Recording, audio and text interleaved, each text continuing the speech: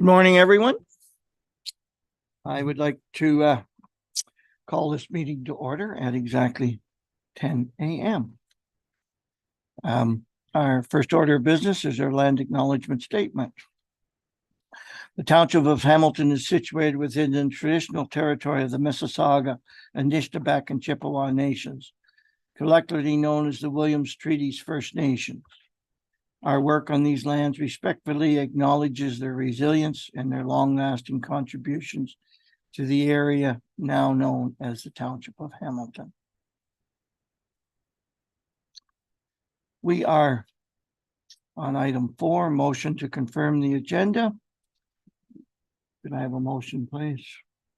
Moved by Bruce, second by John, that the agenda for the special council meeting held on December 14th, 2023 be approved. And we do have a budget presentation discussing the township's 2024 draft budget. And there is going to be a presentation by the Public Library Group. Anyway, is there any declarations of peculiar interest today? Seeing none, that shall be recorded.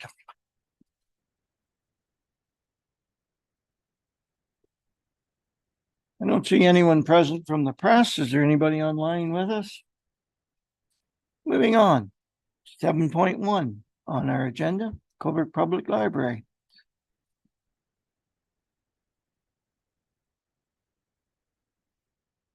I went to the press.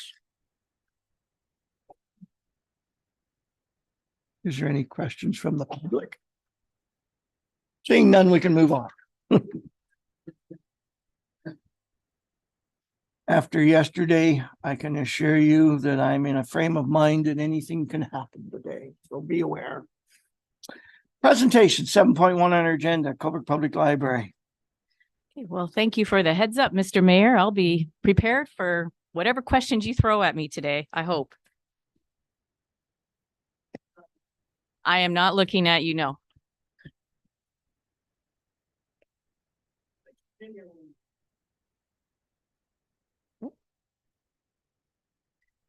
Okay, you will see on this slide the 2023 accomplishments. Now, this doesn't represent, obviously, the full year because we are not quite done the full year.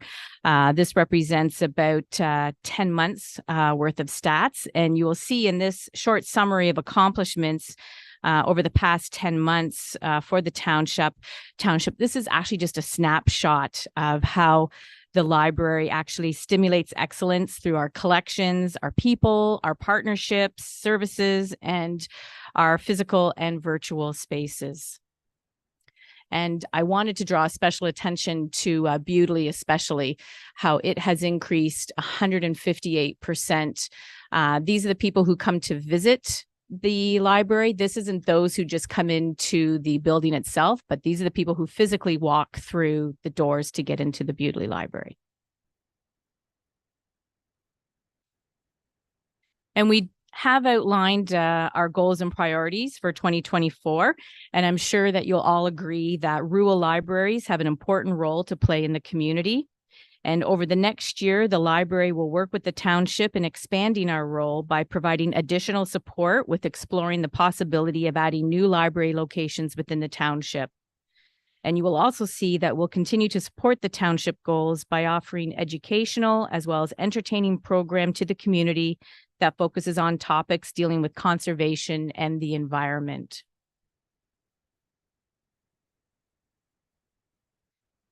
And we're just taking a little jump here. Okay.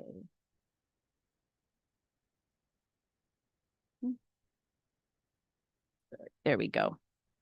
The library will also be running several membership campaigns to increase the number of library card holders, and we'll be surveying the community to ensure that we're providing the services that members would like to see within the township. And we're also going to continue to provide access to high-speed internet wherever possible. I'm sure that you've heard of some of the issues with high-speed internet. We're very fortunate in the two locations we have right now in Gore's Landing and in Bewdley, we haven't had any issues. and hopefully that will continue that way.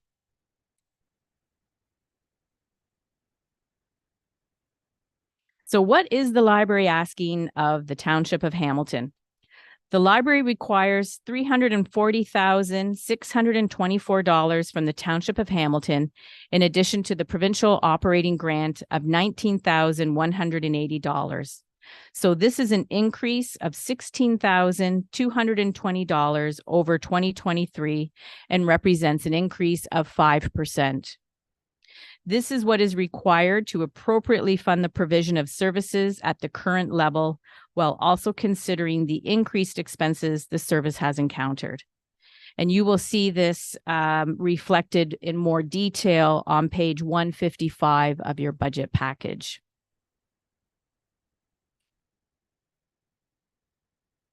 And we thought that we would have a look at inflation versus the library budget. As you may or may not know, we have a 4-year contract, which ends at the end of this year, December 31st, 2023, and we will be putting together a new contract for next year. But while we were in that contract, budget increase was 2% for each of those years, and you can see where the inflation, what level it was at, and how we sort of got a little bit behind. But you'll also see that not only is there an efficient use of the citizens' funds, the township residents can access a broader selection of services through the larger library in Cobourg, because obviously anybody who lives in the township here also has full access to the larger branch in Cobourg. And as we're all aware, the cost to operate any service have risen exponentially over the past 3 years. Due to the fact that the library was under a 4-year contract when these cost increases began, our overall operating costs ended up being significantly higher than had been predicted and budgeted for. We do realize we couldn't have predicted COVID, but it did still have an impact on us. So we were very fortunate that we were able to find temporary efficiencies to maintain service during this time, but it was done with an impact to the organization that is going to be unsustainable. The increase of 5%, or the $16,220, will bring those costs back in line so that we continue to maintain service levels going forward. And in the past, we have negotiated a fixed 3-year contract between the library and the township for the provision of services, but we're hopeful that we can move towards a year-to-year contract or even a possible 2-year contract in conjunction with the town's annual budget process. We figure that will make it easier for not only the township, but it may make it easier for the library as well, as things are changing and fluctuating year to year. We also thought you might find it interesting to see some comparative funding for library services, and these are based on 2022. So we've taken 5 other libraries, and Township is in there too, the Township of Hamilton. So the comparative information from 2022 demonstrates the differences in expenses between a municipal providing its own services versus contracting services from a neighboring library system. And I think we can all agree that having a contract is a very efficient use of taxpayer funds. So obviously we are the lowest. We tried to pick those libraries that had a similar population. And as I mentioned, you can see we are the lowest at $29.03 cost per citizen, as opposed to some of the other libraries which have their own service and do not contract out.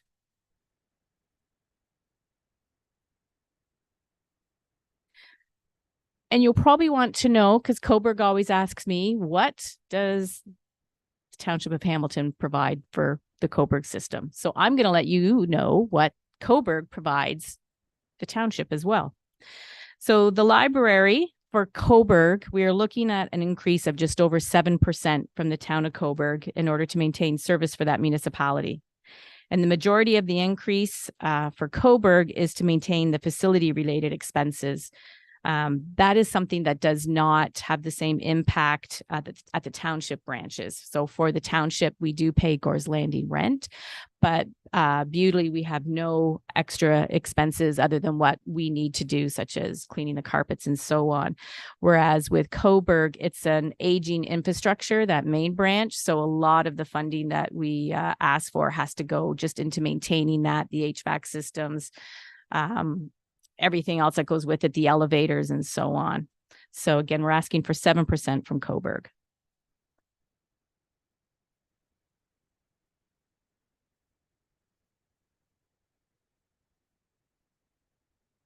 And you'll see that our quote of making life better by contributing to the vibrant and sustainable township, we're all proud to come home, is directly from the township of Hamilton. And we want to keep it short today so we could leave time for questions. So I just want to thank you for your time, and I'm happy to answer any questions you may have. Thank you. I think many of us, if not all of us in this room, appreciate the level of service that you provide to our ratepayers and I might add to ourselves as well. So thank you. Going around the room, question. John, please. Thank you for the presentation. The question I have to ask is there a lot of requests for e-reading, like over the internet? There is. We do have a lot of requests for ebooks. So we have regular ebooks, e-audio, and e-magazines.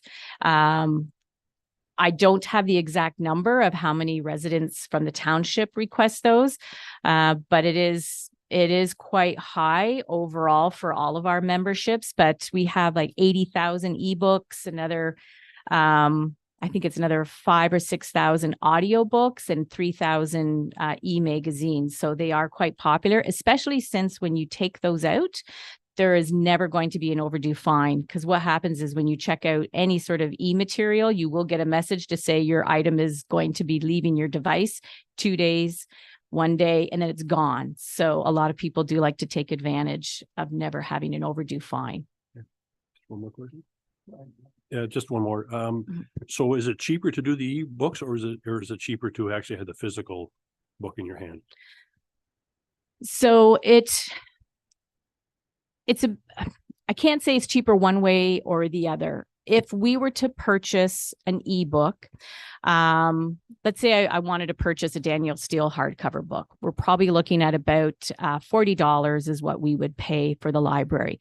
If I was to go out and buy that ebook, I'm looking at probably closer to $140 for the ebook. The reason why if I was just to go out and buy that on its own, the reason why the ebook is more expensive is the publishers claim that by libraries purchasing ebooks, they are losing money because hundreds of people can read that book. So they're losing money. And then they allow us to have the ebook for about 2 years. And if we like it, they want us to purchase it again.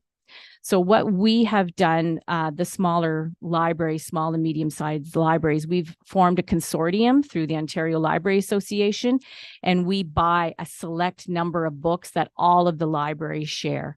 So although we have 80,000 ebooks, they're not just for Coburg. They're going to be shared amongst 30 or 40 other libraries who simply cannot afford to purchase single ebooks. It's more expensive, but this consortium makes it more accessible.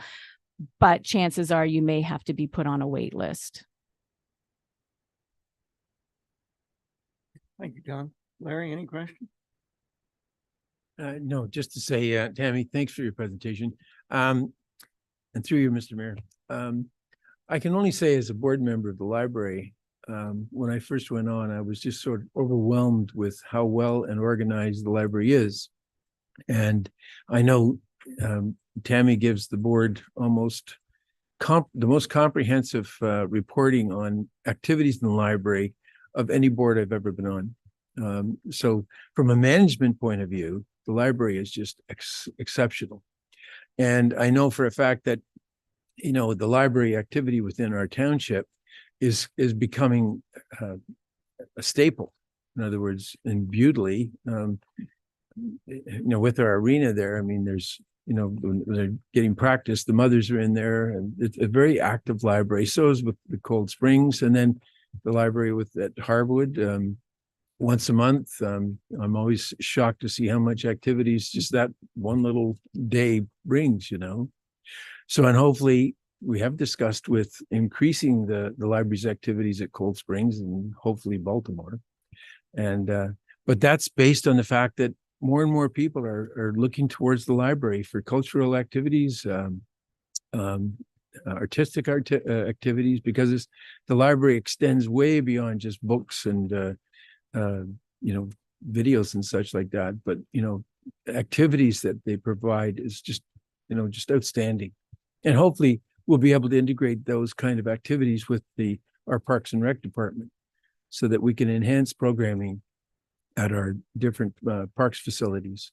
And I look really excited about that opportunity. So from a budget standpoint, I can't find a dollar that's not being well spent, or that couldn't be, that you probably could use more. But I know we've had some problems with the library because of the lack of having some staff. And I appreciate that every activity they do, or action that they do to try to offset some of the issues that they have about staffing to try to provide those services is just, unequivocally outstanding.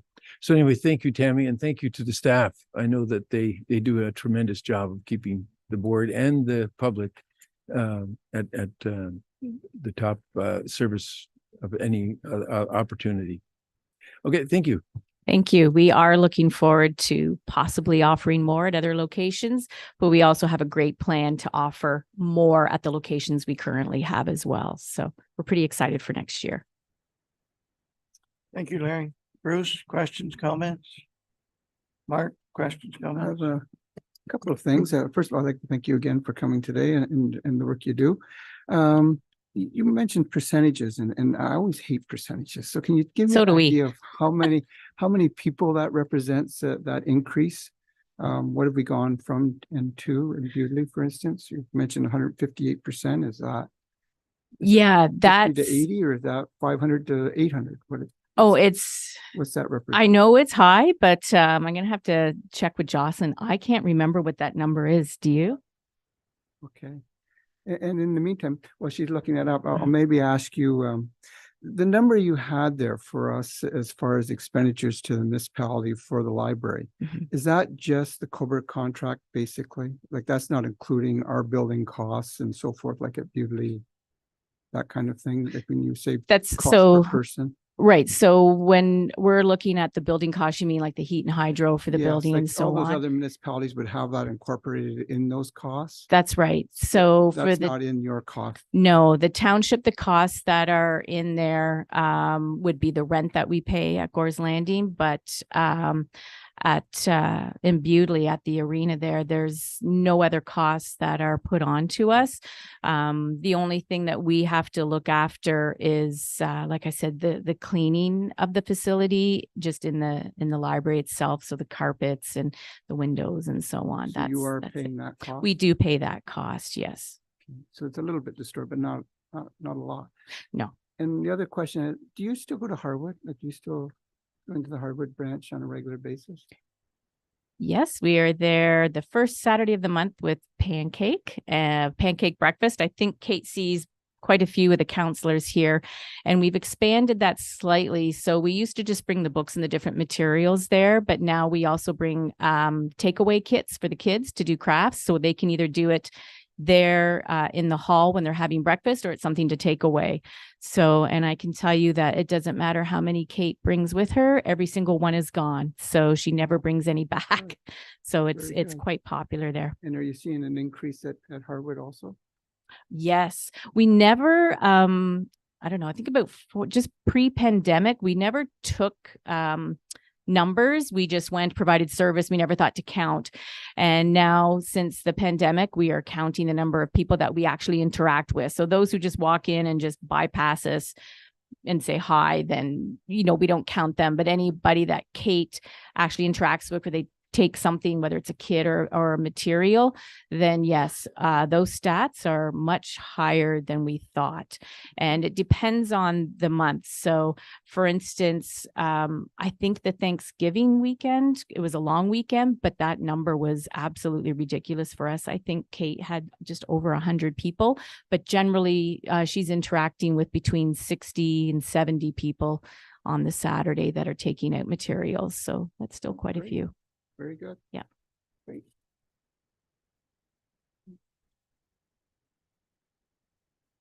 Okay, so Jocelyn just said it went from 90 per month to, did you say 250?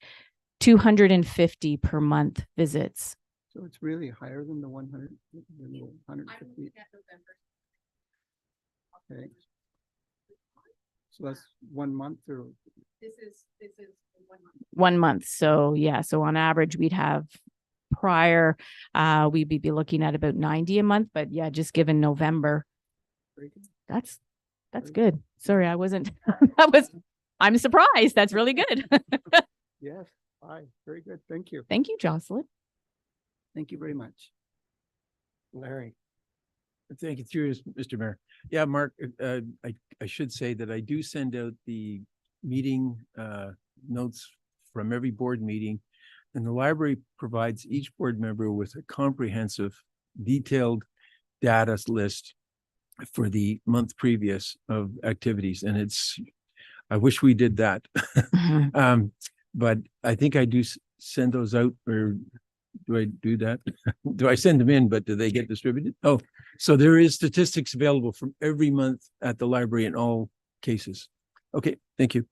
Yeah, we do two sets of statistics, one that looks at the overall system, and then there's a separate one just for the township that's also attached as well. So there's fun little charts and graphs and lots of numbers. Just so my notes are right.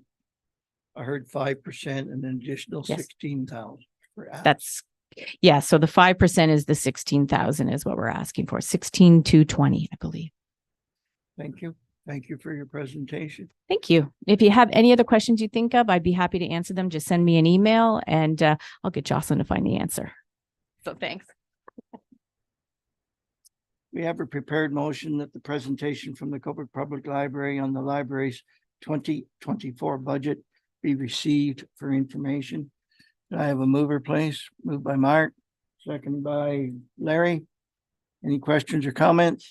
All those in favor? Carried. Thank you. Our next item on our agenda is report 2023-25, 2024 budget consultation result. Ezra, is this the start of your long day? Yes, it is. Can you hear me? Can you hear me?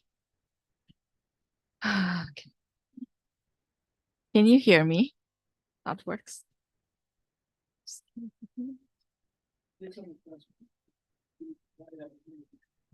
Can you hear me? Oh, thank you.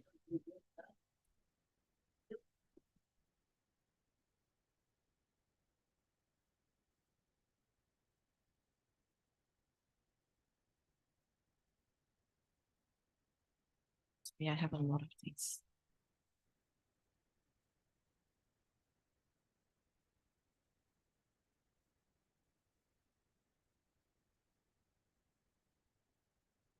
To you, Mr. Mayor. To you, Mr. Mayor, staff is recommending that council receive 2024 budget consultation result for information purpose. Through the budget survey, staff was able to reach out to our ratepayers to give them an opportunity to share their ideas in the upcoming budget. The survey was open from August 29th to October 27th of this year. That's approximately 60 days. There was 49 response that we have received. In terms of budget survey, there are two components to it. The first component is when staff asks direct questions to residents, and the result of that is in Appendix A of the staff report.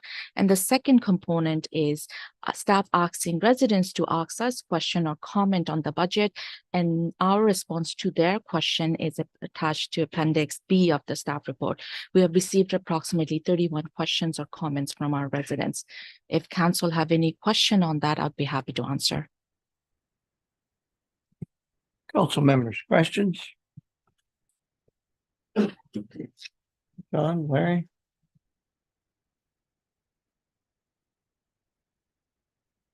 Thank you. If we can get through these next couple of reports this quick, Nazrat, it's going to be a short day. Need a motion, please, that Council, Mark? Oh, okay. Council receives report 2023-25, being the 2024 budget consultation result for information. Been moved by Mark, seconded by John. Any questions or comments? All those in favor? Carried. Thank you.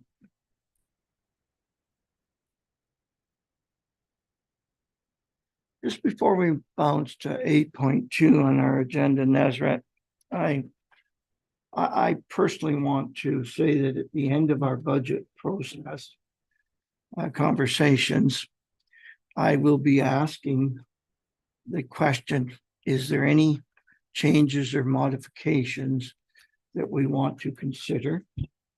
Content, right from page 1, mayor's message, right to the final conclusion of the water budget. Ask for any suggestions for future years. Obviously, I'm forewarning you now so that you can be thinking of that as we're going through the process. Nazrat, 8.2, draft operating and capital budget.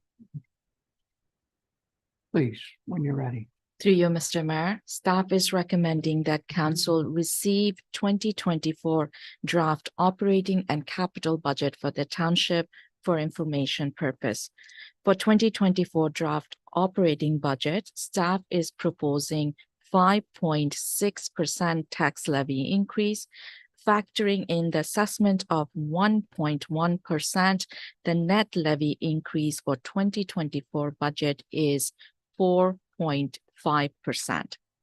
This equates to an annual levy increase of approximately $84 or monthly levy increase of approximately $7 for average household with current assessment value of $335,000. In terms of capital budget for 2024, staff is requesting a budget of $2.9 million. With your permission, Mr. Mayor, I'd like to move to Appendix A of the staff report, which is the budget package.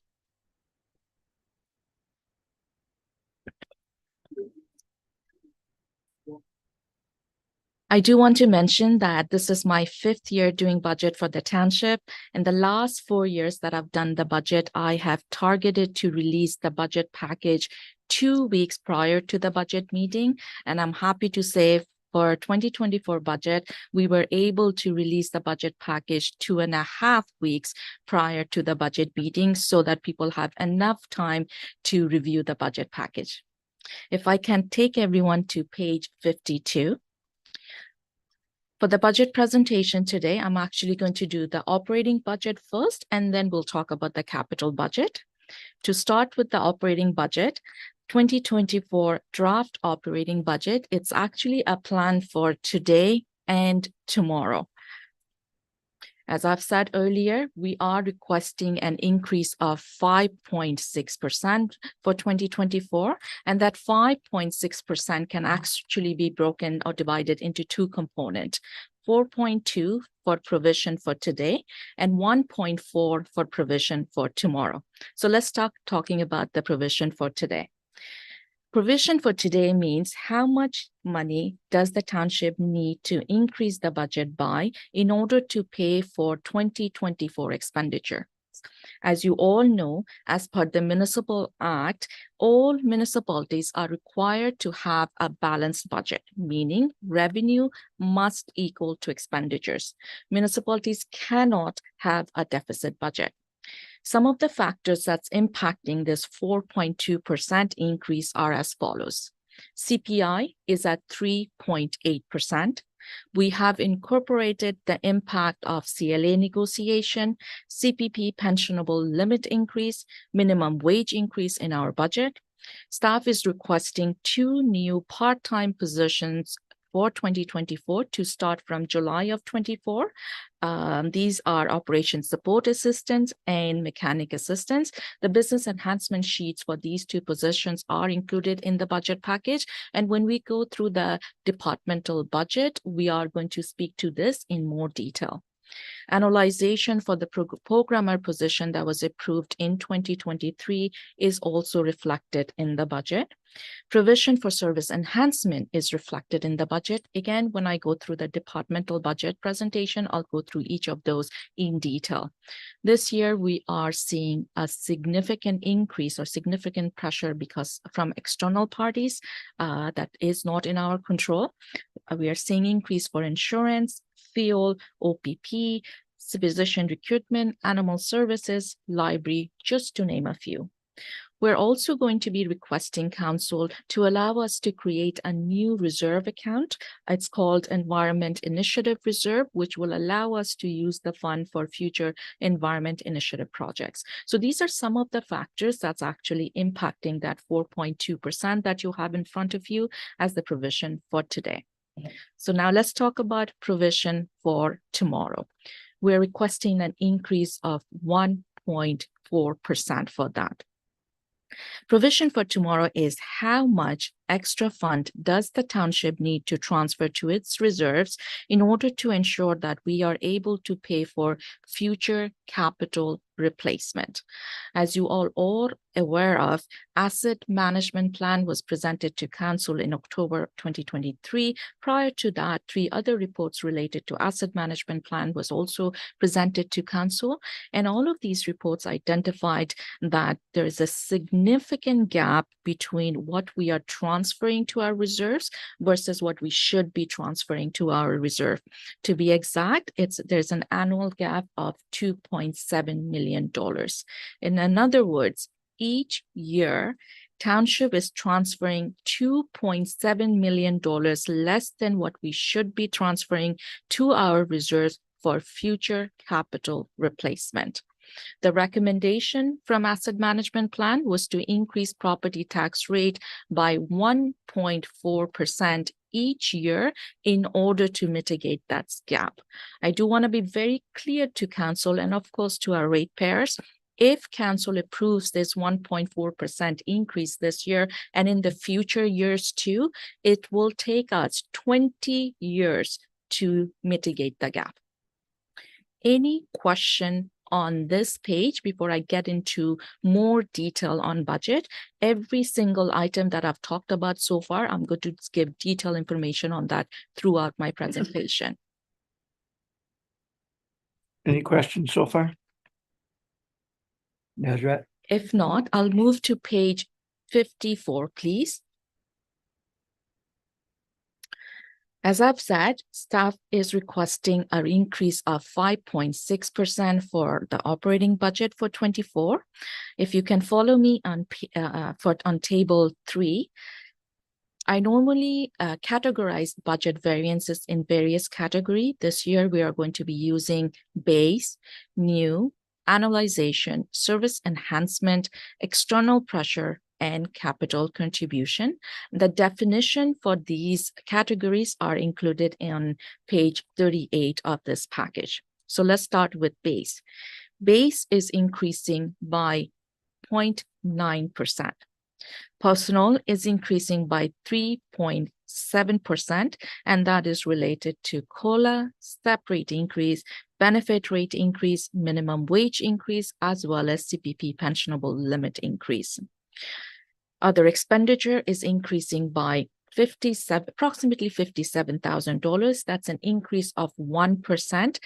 CPI is included in this number. So as you can see, CPI is at 3.8%, and we're still able to keep our other expenditures increase for base at 1%. That's because, as always, we're looking for efficiencies to the best of our ability. If I can, I would like to remind everyone here that our Township of Hamilton's residential tax rate is actually one of the lowest in Northumberland County. And that alone shows that we are very serious when it comes to budget. Other revenue under base is increasing by $144,000 this year. It's mainly because of increase in interest rate revenue. We are able to increase our interest revenue. We are seeing an increase in recreational revenue. That's also impacting that $144,000 increase. In terms of new items, as I've said, there are 2 new part-time positions that we're requesting this year. Business enhancement sheets are included in the budget package, but we're also going to give you more detail on these 2 requests when we go through the roads departmental budget. In terms of annualization, this is the annualization for the programmer's position that was approved by council during 2023 budget deliberation. In terms of service enhancement, we are requesting an increase of $48,720. I'm going to go through every single item that makes up that $48,000. If you would like to follow my list, it's on page 57 and 58 of the package.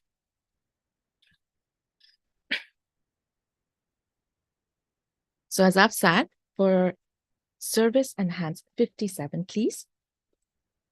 So for service enhancement, we're requesting an increase of $48,720.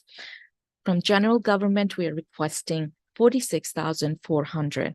Of that $46,400, $40,000 is related to the new Environment Initiative Reserve that we would like to create.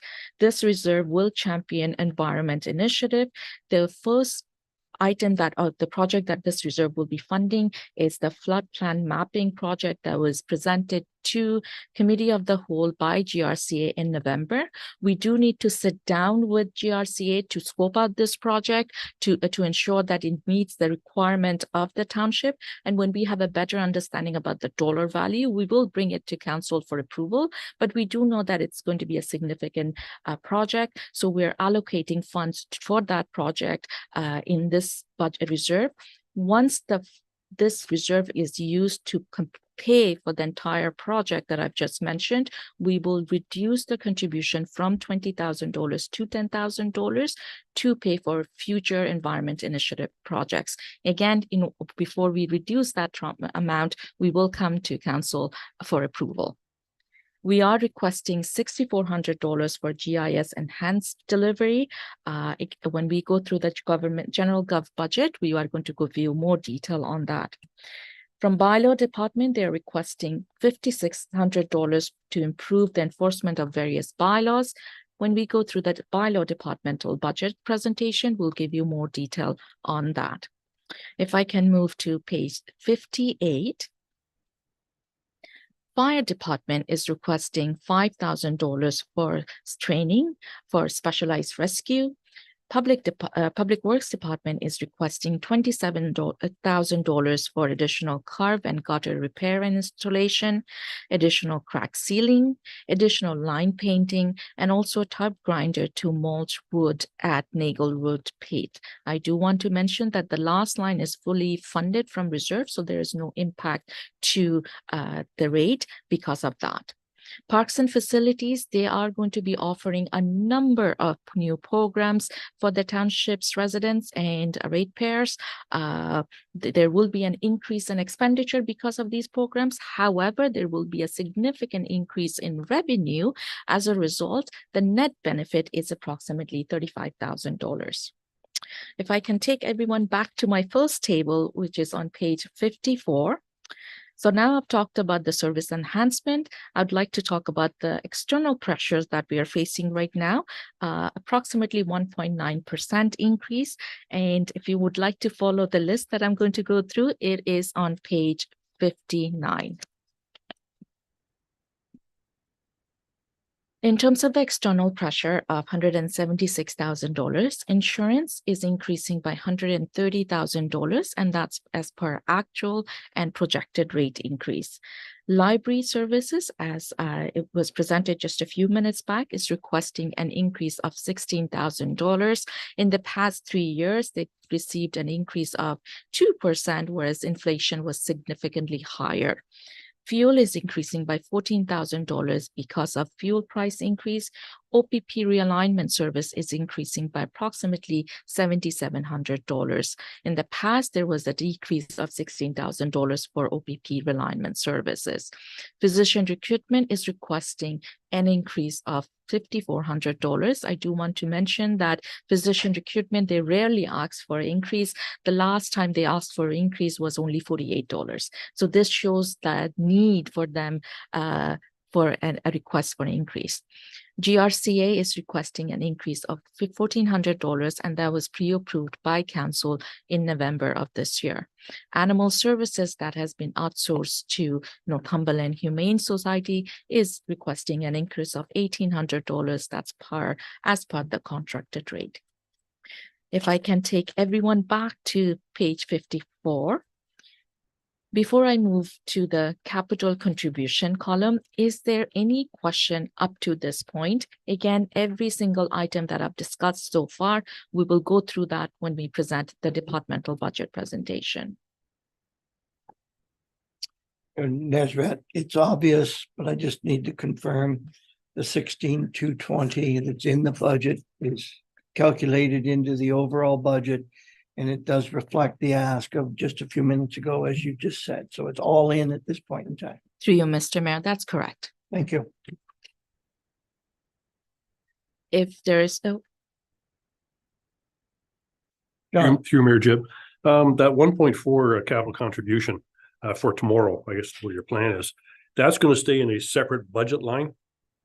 Like it'll stay separate because this is for future buildings or whatever has to be replaced. right, through you, Mr. Mayor, that 1.4% is equivalent to $135,000 that will be distributed to various reserves. And when the next item that I'm going to be talking about will show you, I'll show you exactly where the $135,000 will be allocated to. Just one more question. Just one more, Nazar. Down in your table number 3, it says personnel. You have 4,804 at 128, and other expenditures. The other expenditures, is that dealing with like CPP and pensions and things like that? Through you, Mr. Mayor, the personal of $4.8 million includes both salary and benefits, and CPP, EI, and everything. That's in that personnel line of That's right. 4,800. Okay, That's right. thank you very much. just a request from me. We're going to have a lot of conversations and questions and answers back and forth. We don't need to go through you or those quotes to be official. Please, if it gets out of hand, I'll throw something, but let's eliminate that from our conversation and our voices today, please. I'll try my best. You want me to throw something now, Nazrat? Any question up to this point before I move into the 1.4%? So in terms of the capital contribution, we are requesting an 1.4% increase as per the recommendation from asset management plan. This 1.4% equates to $135,000. If I can take everyone to page 62, I will show everyone how we are allocating this $135,000. So the first table, in the first table, you will see that $135,000 is being allocated to 5 reserves for 2024. First, fire vehicle and equipment reserve, roads vehicle and equipment reserve, parks and rec vehicle and equipment reserve, IT reserve, and road facility reserve. I'll walk through 1 or 2 of these lines. Fire vehicle and equipment reserve is receiving approximately we're allocating $160,000 currently for 2023 to be transferred to that reserve.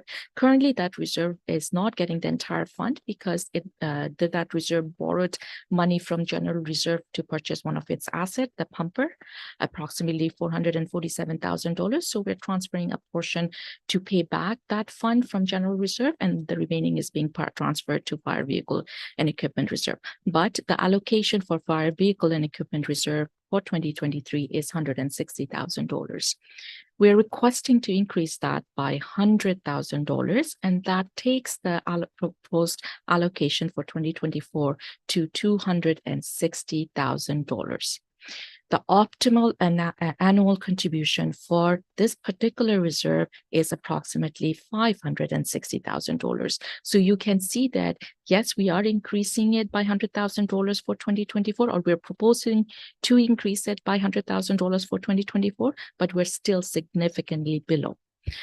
If we continue to allocate $160,000 to the fire vehicle equipment reserve and don't increase the contribution on a yearly basis, then by the end of 2034, fire vehicle and equipment reserve will have a deficit of $2.5 million. Let's read the second line. Roads vehicle and equipment reserve. We are allocating $320,000 to roads vehicle equipment reserve on a yearly in 2023. We're requesting to increase that by $15,000. That will take the annual contribution to $335,000. The optimal contribution amount is $725,000. We are significantly below that. If we continue to transfer $320,000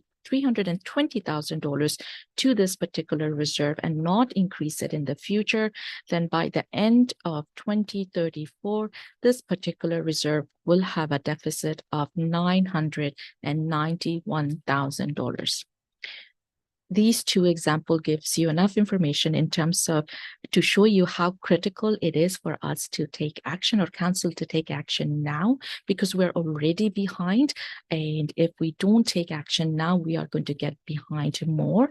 And then it will be very difficult for us to have funding available for future capital replacement. Any question on this page?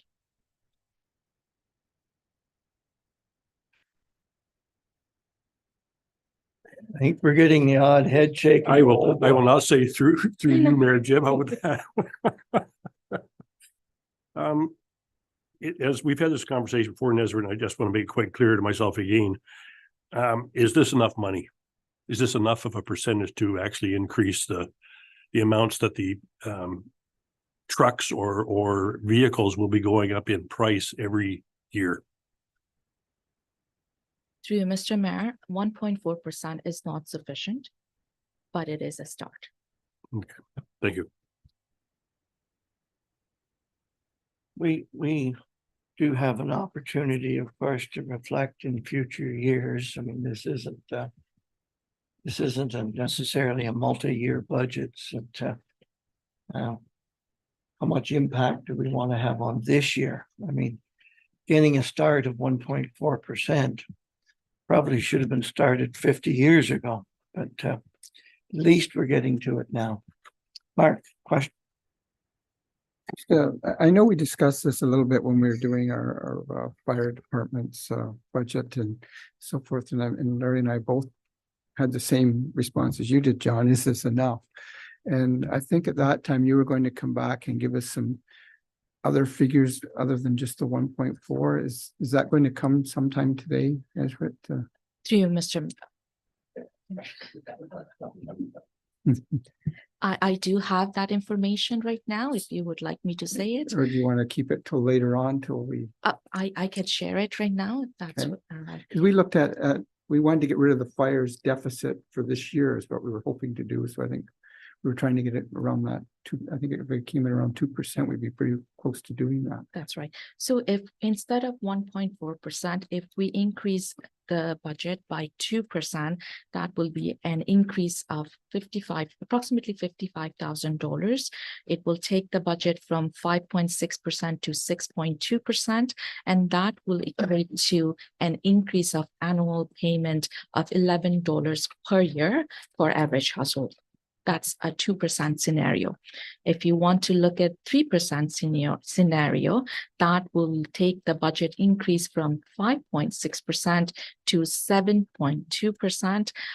It will equate to approximately $148,000 increase in contribution, and that the annual impact for average household will be $29. Our practice of trying to be open and transparent with a high level of accuracy in our numbers puts me in the position where if we deviate from that, even with good objectives, I can only assume that none of those 1.6s and the 2% have not been shared with the public, have not been advertised in any way. And I'm getting a horizontal head shake from Nesbitt that would be correct. And I have a bit of a concern with that, to be honest with you.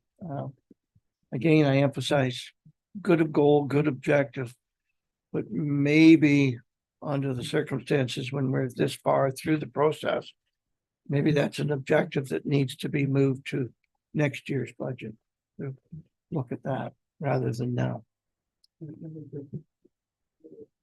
And I'd have to argue with you a little bit, but there is some other items that'll come on this budget that are not part of our budget that are asks and requests that if they were to be approved, they were not also through the public either. So there is other items within that may or may not be part of what the public have commented on.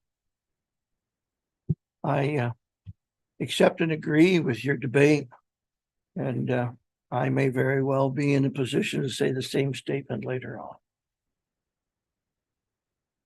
I agree with both your comments and the fact that I think this is being more open and transparent with the public. If they want to view this later on, or they catch word in the wind that this is going to happen in the near future, at least it gives them a bit of a heads up that this is how far behind we are, and we have to get caught up, and we're just looking at various options. So for now, like the starting point is 1.4, and I think that's a very good gesture. And I think moving forward, at least we let the public know. Thank you very much. Is there any other questions or comments here? Larry, I guess. My only comment is that, when Mark and I brought that comment up at that meeting, that, when I look back on the water, when we were trying to increase the fees, we had substantially increased the fees, and there was quite an outcry. But at the same time, it's something that we should have been doing for quite some years. And again, this reserve is something that we should have been doing a lot earlier. And it's going to hurt a little bit, but if we don't, it's going to hurt more in the future. So, and I understand the economic situation everybody's facing with increased rates and living expenses and interest rates and mortgages, etc. But as a township, we have to look to the future. And I would agree with everybody that this year we should be looking at a 1.4 increase to be, subjective and objective. But at the same time, we've got to look in the future of how to increase this annualization. So that's all I've got to say. Thank you. I think anyone watching our tapes in the near future will get a very quick understanding of our debate in the last few minutes. Najat, back to you, please. To you, Mr. Mayor, if there is no question on this page, I would like to move to page 64, please. Page 64, it's an outlook for 2025 to 2027. I do want to remind everyone, outlooks are based on assumptions and based on information that we have right now. For the next 3 years, we are projecting, and I want to use the word again, we are projecting an increase of approximately 4.5% to 5.1%, excluding that 1.4% related to asset management plan. We did present an outlook to council during 2023 budget deliberation. At that time for 2024 budget, we forecasted a 5% increase, excluding that 1.4%. So if you look at it, that the provision for today, right now, we're proposing around 4.2%. We projected it to be around 5%. So we're below what we projected because, again, we have looked for efficiency within our budget to the best of our ability. But this year, what helped us a lot is the increase in interest revenue because of interest rate increase, as well as recreational revenue increase. Any question on this page? I do want to mention again that this is just a projection based on assumptions. I'll move to the next page, page 66. It's the building department budget. I'm not going to go through this right now because I'm going to go through this in detail when I do the departmental budget presentation for building. If I can move to page 67 and of course 68, it just gives you a snapshot of the departmental budget increase request. When I go through the departmental budget presentation, I'll be able to go through every single line in detail. If I can take everyone to page 76, please. This gives you a snapshot of our reserve and reserve funds. You can see, if you look at the last column, you're going to see that for 2024, all of the reserve and reserve fund, except for the fire vehicle and equipment reserve, are in surplus position. Fire vehicle and equipment reserve is in a deficit position, and that has been brought to your attention earlier. I do want to let everyone know, being in a surplus position in 2024 does not mean that we are in great shape with reserve, because for financial planning, you need to consider future, not just 1 year. So yes, we are in good shape up to 2024. That does not necessarily mean that we are going to be in good shape after that. And I think I have expressed that during my presentation this time. Any question on that? If not, I would like to move to departmental budget presentation, starting from page 79. Nazareth, could you bring that microphone just a little closer to yourself again, please? Pretend you're mad. We'll hear you better.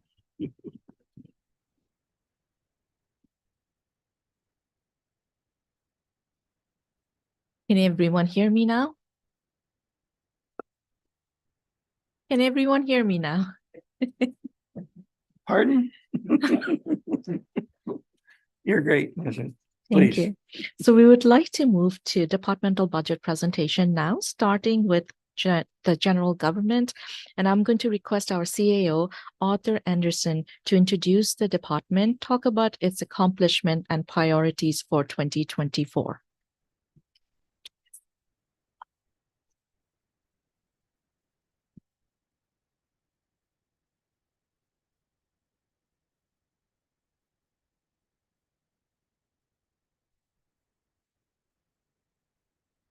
Thanks, Nazareth. Appreciate that. And welcome the opportunity to speak on the area of general government to council. With respect to general government department, the provision includes provisions for council, the chief administrative officer's office, corporate services, financial services, as well as human resources departments. For the benefit of people who may be looking at this information later, I'll just highlight a few of the points made on page 79. As you know, council represents the citizens of the township and considers the well-being and interests of the municipality. The Office of the CAO oversees the leadership, planning, and coordination, evaluation of all municipal activities. And the CAO reports to council, and all managers report to the CAO. With respect to the third section of corporate services, they provide the full range of effective and efficient administrative support to the corporation, to council, committees, and of course, the community at large. The core responsibilities of corporate services are outlined on page 80, but I'll highlight the fact that various legislative duties, including those functions under the Marriage Act or Vital Statistics Act, administering municipal elections, and providing legislative services through developments of through the development and review of bylaws and agreements. They also have statutory responsibilities to council, managing the information through the in the form of agendas, minutes, and bylaws, and of course ensure our ongoing maintenance and implementation of the records management solutions projects. They also provide oversight and coordination of our corporate communications across the organization. Moving on to financial services on page 81, our financial services department provides stewardship and leadership to the organization, providing advice, financial planning to the budgeting process, and over coordinated days such as today. The financial services department responsibilities are all listed here, but I'll highlight the variety of annual budget and audit processes, the capital asset management, and of course, calculating, billing, collecting all tax adjustments on our property taxes. To carry on with human resources, they effectively manage our entire township human resources, which is our employees. They operate within a legislative framework. And so, for example, they ensure our legal compliance with the legislation, ensuring training under Ontario Health and Safety, as well as pay equity and other related employment standards. If I can carry on to page 82, I'll briefly outline some of our 2023 accomplishments. So, for example, under our Office of the CAO, we provided council with ongoing guidance and advice on the overall direction of the municipality through 125 meetings, in excess of 125 meetings, and various council educational initiatives. We led the preparation of the new 2023-2026 strategic plan to cover the term of council. And this in-house work involved the various meetings, coordination, consultation with the public, as well as across all departments. We reviewed the results of the 2022 ORB pilot, made a recommendation to council for the extension of that pilot in 23. And we also prioritized various organization-wide commitments to customer service across the organization. And lastly, provided leadership to the senior management team and the management team through regular meetings and implementing one-on-ones across the organization. As part of that, we implemented the use of a cloud-based project management system, which is helping us identify and focus on key results for 23, and the system is being set up for 2024. If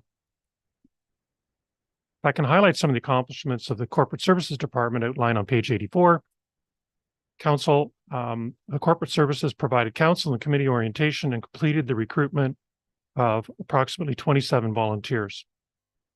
As you know, we're instrumental in helping the development and the delivery of the community recognition program, which was successfully delivered in the last few weeks and was quite impressive and an event in our community. And this helped honor the outstanding residents and volunteers within the township.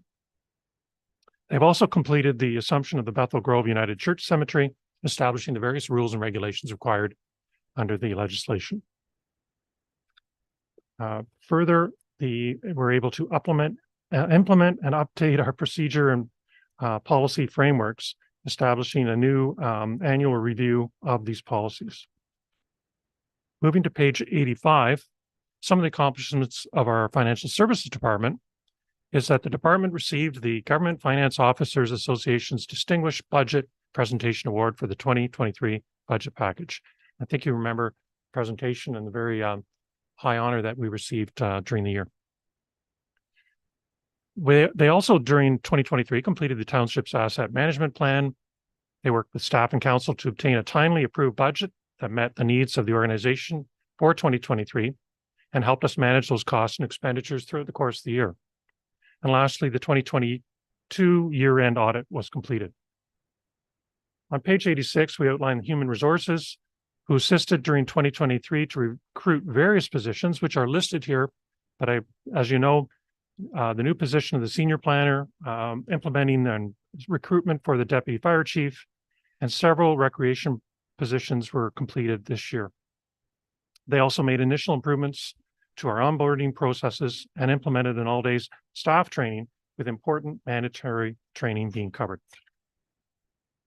So that was the past. And as Nazrata mentioned earlier, it deals with present and the future. So what are our priorities going ahead in 2024? So from my office, you will see the lead and the mentoring and the management of the organization through regular meetings and leadership to staff, as well as organizational-wide meetings. We'll also be working through the HR department to ensure basic training is completed, additional staff developments being realized across the organization. And we'll be looking at leading and adapting our operational plans and policies to keep one another safe in the new year. In addition to this, we'll be looking at using that new phase of our implementation of our project management system to again focus, crystallize, and manage our key results for 2024. And that, of course, includes reporting to council and the public on that. We're going to be looking at the 2023 ORV pilot, developing recommendations for council, the consideration of that in the future, and looking at the prioritization of an organization-wide commitment to customer service and responsiveness across the organization. On page 88, we'll be looking at the implementation of the 2023-2026 strategic plan to cover the term of council and promoting and pursuing economic development initiatives. This can include the Water Master Plan and working with other community groups on economic development opportunities in our township. On page 89, we outline some of the priorities with respect to corporate services. Excuse me. This includes the development of a communications plan and branding standards for the organization, which will encourage consistency and quality in all our materials. The development and implementation of a customer service strategy to ensure that we deliver exceptional customer service provision in the future. We'll be looking at, in 2024, a complete renovation to the council chambers to remove barriers to accessibility and ensure that the facility is modernized and up to date. We'll be looking at reopening the customer service kiosk for increased convenience to our to taxpayers as they come to the municipal office. Moving to page 90, with respect to key priorities for our financial services department, they will work with staff and council to obtain a timely approved budget that meets the needs of the organization in 2024. So that's delivering on the meeting today and next week, but of course, the implementation of that budget in the new year. They'll be leading the implementation of the township's asset management plan according to the regulations and looking at new budget software to allow financial services staff to improve our ongoing analysis and operations. Lastly, with respect to human resources, they're going to be reviewing, amending, and implementing language to update our human resource practices. They'll be developing and implementing an annual staff training plan and offering mandatory training requirements, ensuring they're met, as well as looking at current job descriptions and determining a schedule for job evaluation. So with those highlights, I'd turn that back to Ms. Ratt for the further information on the financial details. Thank you. Can everyone hear me? If I can request everyone to move to page 92, please.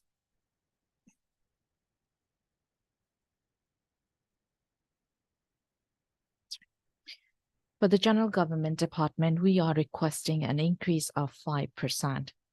If you can go to table 13, base is actually decreasing by 3.5%. Personnel is increasing by 4.1%, and that is related to COLA, step rate increase, benefit rate increase, CPP pensionable earning increase, as well as that's it. Other expenditure is actually increasing by approximately $25,000 for various reasons. And when I go through the pressure sheet, I'll be able to give you more detail on that. Other revenue is increasing by approximately $117,000, and that's related to increase in interest revenue, as well as OMPF grant that we are going to be receiving. There's an increase of approximately $5,000 there. In terms of service enhancement, there is an increase of 5.2%. Contribution to reserve is increasing by $40,000 for the Environment Initiative Reserve that I've mentioned earlier. The idea is we will use this fund to pay for the floodplain mapping first, and after that, we will reduce the transfer from $40,000 to $10,000 so that we can pay for other Environment Initiative projects. Other expenditure under service enhancement is increasing by $6,400 for GIS enhancement that I've mentioned earlier, and we'll go through that in detail if council has any question. External pressure is increasing by approximately 2.8%, and that's solely because of insurance. In terms of capital contribution, we are requesting to transfer $5,000 extra to IT reserve. Right now, we are transferring approximately $17,700 to IT reserve. If we increase it by $5,000, then it's going to be a transfer of $22,700 in 2024. The optimal amount to transfer is $61,000. So we're below the optimal, but this will be the first steps towards getting to the right amount. Any question on this page before I get into the pressure sheet where I'll go through the detail for the general government? If not, I will move to page 93 of the budget package. As I've said, personal is increasing by 4.1% because of COLA, step rate increase, benefit rate increase, and CPP increase. Under council, I flatline the expenditures, and that's what I do every year. And I request council to give me direction whether they would like me to increase 2024 budget for council expenditure. So let me go through the entire page and then I'll come back to council for direction on that. Under administration, membership is increasing by $1,280, and that's aligned with actual and staffing increase. Staff appreciation is decreasing by $2,000 because we're transferring that saving to volunteer appreciation line. And as you can see, volunteer appreciation is increasing by $4,500. Postage and courier is increasing by $900, aligned with actual and CPI. Hydro is increasing by $1,300, aligned with actual and CPI. Heating fuel is increasing by $1,500, aligned with actual and CPI. Telephone is increasing by $1,580, aligned with actual and CPI. Advertising is increasing by $500, which is aligned with actual. Record management, we're requesting an increase of $5,000 to facilitate the preservation of record of archival value, such as documents like bylaws from 1800s and 1900s that are still in effect. In terms of computer support, it's increasing by approximately $5,200. That's aligned with actual and CPI. Building maintenance is increasing by $2,000. That's aligned with projected actual. Computer hardware, software, and internet support is increasing by $2,500, aligned with actual, but it also includes additional software license that we need. Office equipment lease is increasing by $800 for aligned with, as we are aligning with actual and CPI. Is there any question on this page, or would the council want me to increase the budget for council expenditures for 2024? I'll pick up on that, and that's right. Golly, I need my glasses back on. Our budget last year was $6,800 as proposed for 2024. But the preliminary actual was only $2,300. Is that correct? Through you, Mr. Mayor, that's right. As of November, the first week of November, the actual for convention and seminar was $2,277, but your budget is $6,800, so you're below budget. Turn to my fellow council members. Anybody thinking that that's okay or not okay? I guess personally, I think it's fine. Everybody good? Larry? I still think we should be sending somebody to some of these conferences though, and sharing that information with the others. I don't think we all have to go to these conferences, but I think that the Rome is coming up in January, and I think that's an important one that somebody should be at. And so I think we should keep that at the current price. And we have an opportunity there. We have an opportunity budget wise to be able to do that. Mark, I believe you can also go through the county if you wish to go or attend any of these conferences. So there is some opportunity there. I believe so, yeah. So we're good with the 6,800 flat line in it? Nezra, please. There is no question on this page. I will, sorry. Larry?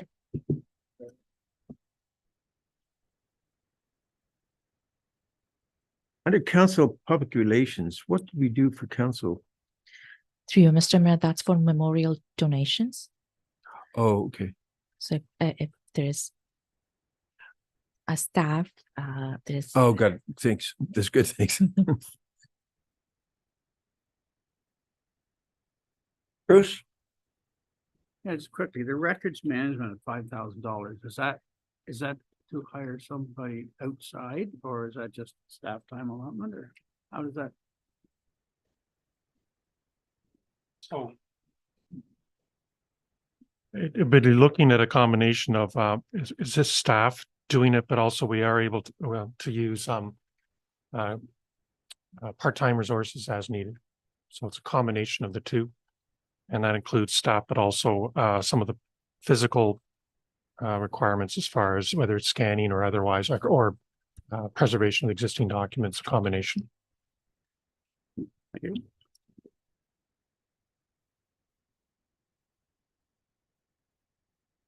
Is there any question on this page? If not, I'll move to page 94. Under revenue, OMPF, the grant is increasing by $5,100. This is an unconditional provincial grant that we received, and this is based on the confirmation that we have received in October of 23. As I've mentioned a number of times, interest revenue is increasing by $112,000. That's because of increase in interest rate. Under service enhancement, we are requesting an increase of $40,000. This is for the new Environment Initiative Reserve that I've mentioned a few times. First, this reserve will be used to pay for the flood plan mapping implementation plan. And after that project is completely funded from this reserve, we will reduce the transfer to $10,000 for future Environment Initiative projects. For GIS mapping, we are requesting $6,400 for enhanced service delivery with the utilization of a newly created public portal web app. Is there any question on page 94? If not, I will move to page 95. For insurance, we're requesting an increase of $24,000. That's aligned with actual and rate increase. And we are requesting to transfer $5,000 extra to the IT reserve. That's part of that 1.4% increase. And that will take the transfer to the reserve from $17,700 to $22,700. The optimal amount to transfer to that reserve, as I've said, is $61,000. We are below it. However, this will be a good start for 2024. Any question on this page before I move to planning and development? Any questions, John? Just want to, excuse me, just want to back up, Nezra. Back to the question that Bruce asked about records management. Is that file not been gone through already? A lot of those records, and I thought we were working on that on a yearly basis. We have gone through that and overhauled our records management system. And through our deputy clerk, who's led that project, made incredible progress on our records from before to where we are presently. However, it was also identified that there was some further work that needs to be, like the overall system and the management of it, and some of the old materials have been dealt with, but the overall management of it, as far as particularly some of the archival type material, some of the older bylaws that are there that are we need to make sure they have an ongoing longevity, or be able to refer to them in the future. That's the focus of this part in particular, is that registry, or that ongoing sort of future reference. Okay, so you referenced in there about somebody coming in to assist. Yes, That is like a summer student to come in and assist with the records management. just on a short part-term basis. We've used someone in the past on that, and we would likely have that individual or someone similar skilled to be able to come as well and help. Okay, thank you. Nezra, we're done this particular category or department. It's coming 11:20. Maybe it's time for just a little short break to give your voice a chance and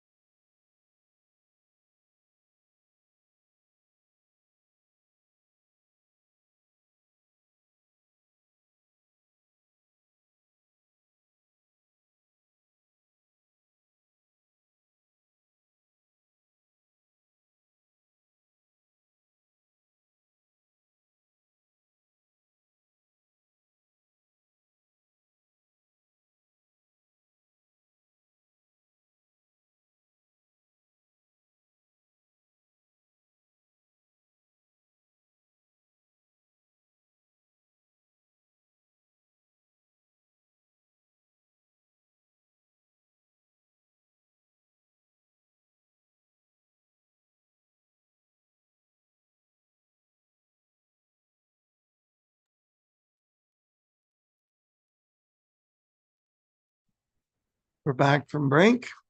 Nezrat, we were about to start to talk about planning and development. And I see you have our Chief Building Official, Tim Geronimus, with you. Please continue.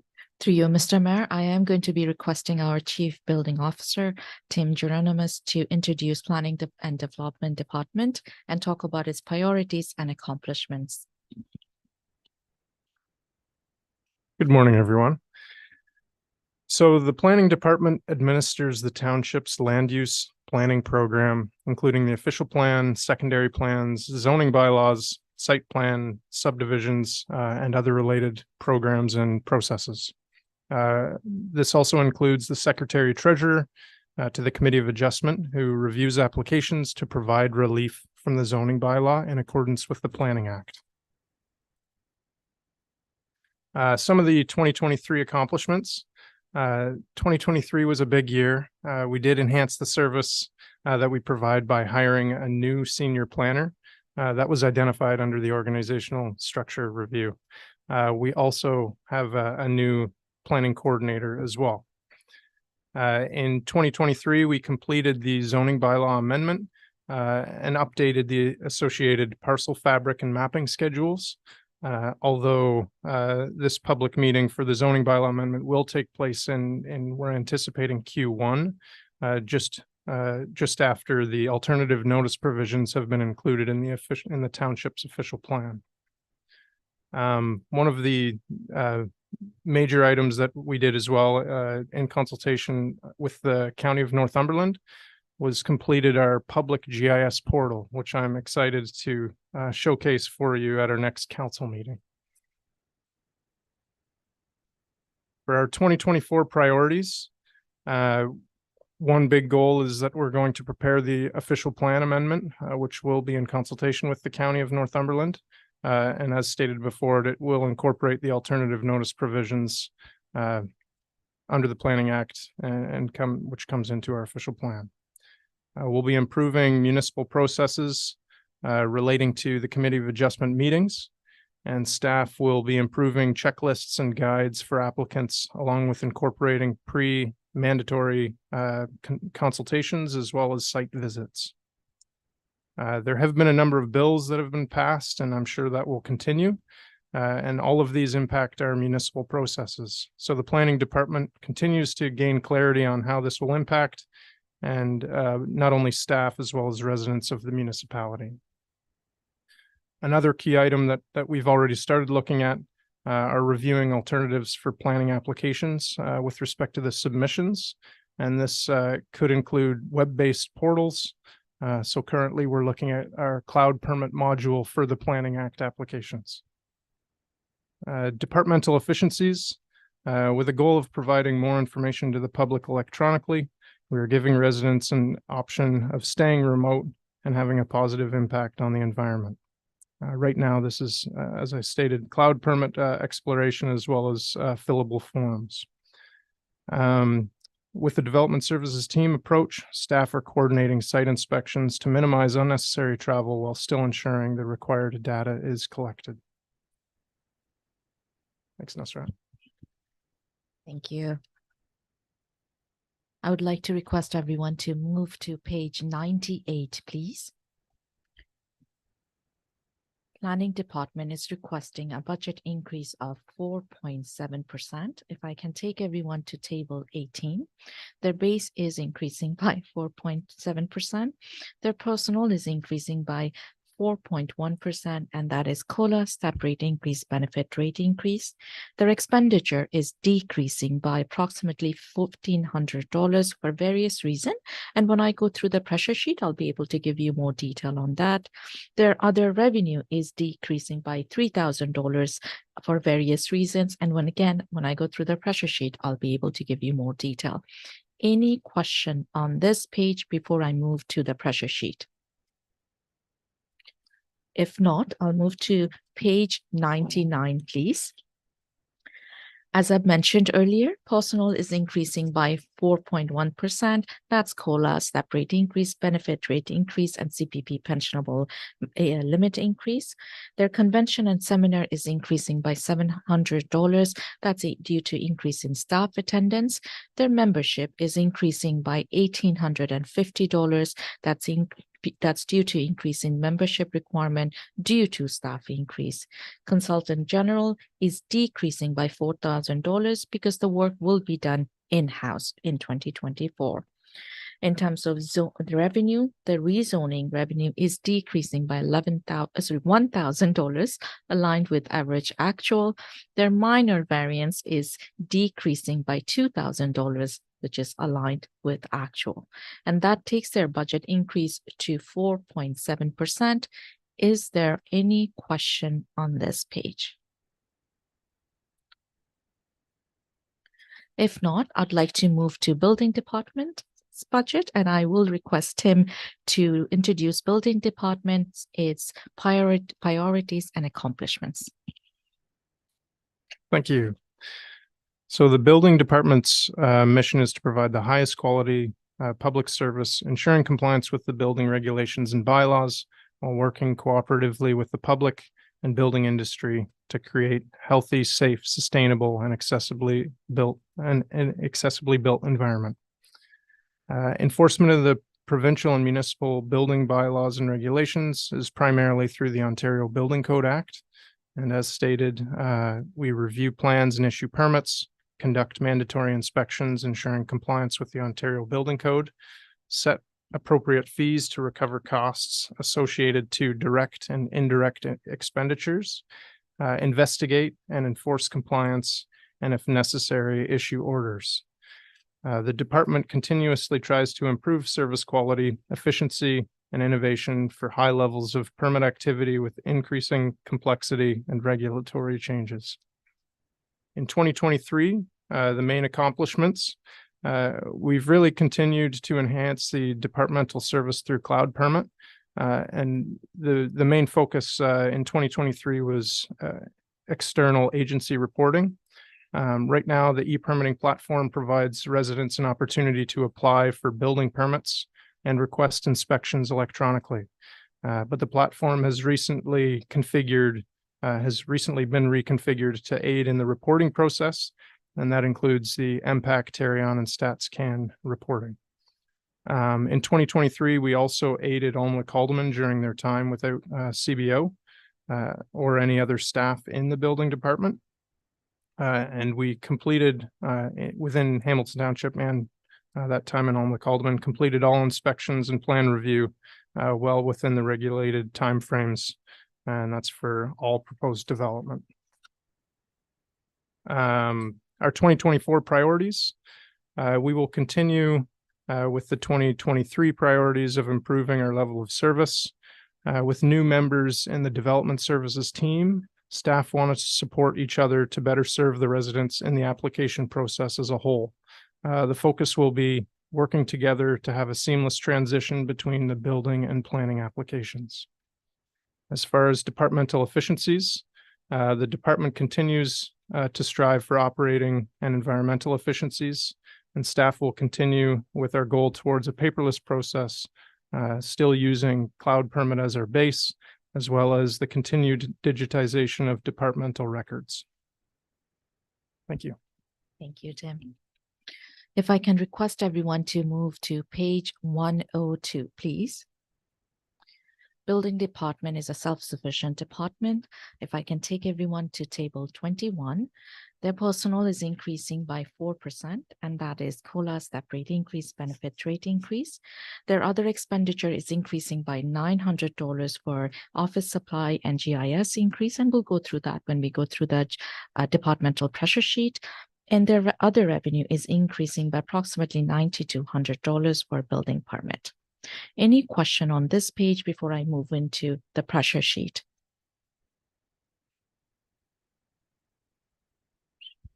Mark. Yeah, question, you did some work for Almlik Haldeman. Is there monies that came in for that? And where would that show? There will be the invoice. I don't believe it's been paid yet. But as per our reciprocal agreement, there is an associated invoice for time and mileage. And where will that go then? Will that go into the building reserve? Should I speak to that?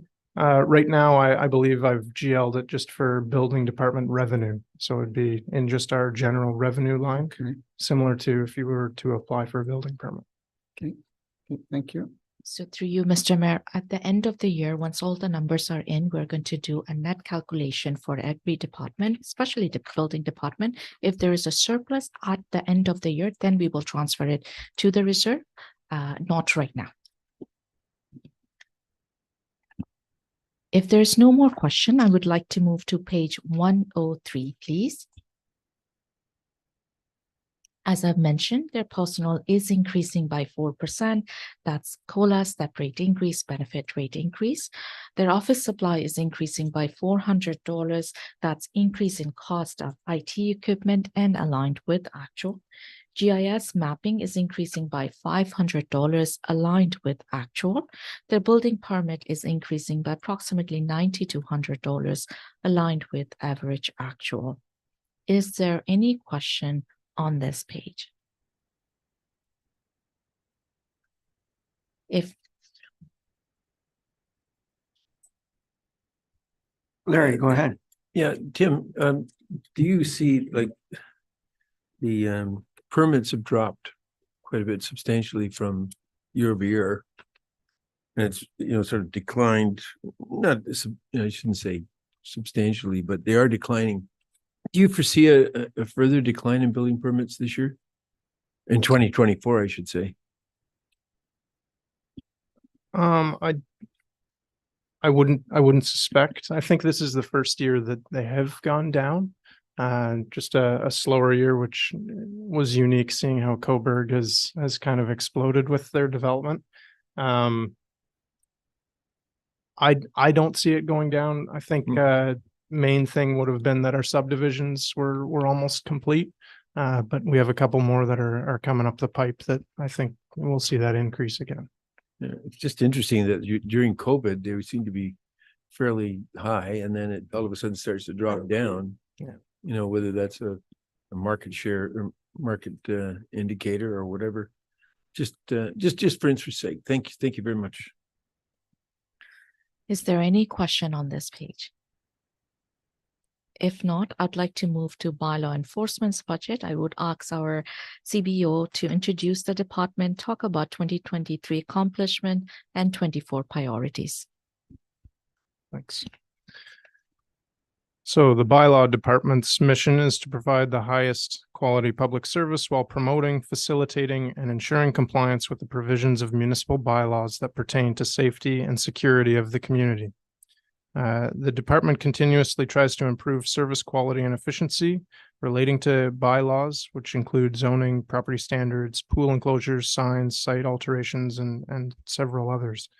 The enforcement of provincial and municipal bylaws and regulations is primarily done under the Building Code Act.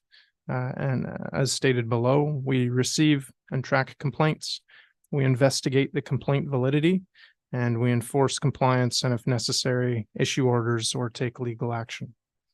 In 2023, the accomplishments that we had were that we configured and incorporated a bylaw permit application process through Cloud Permit.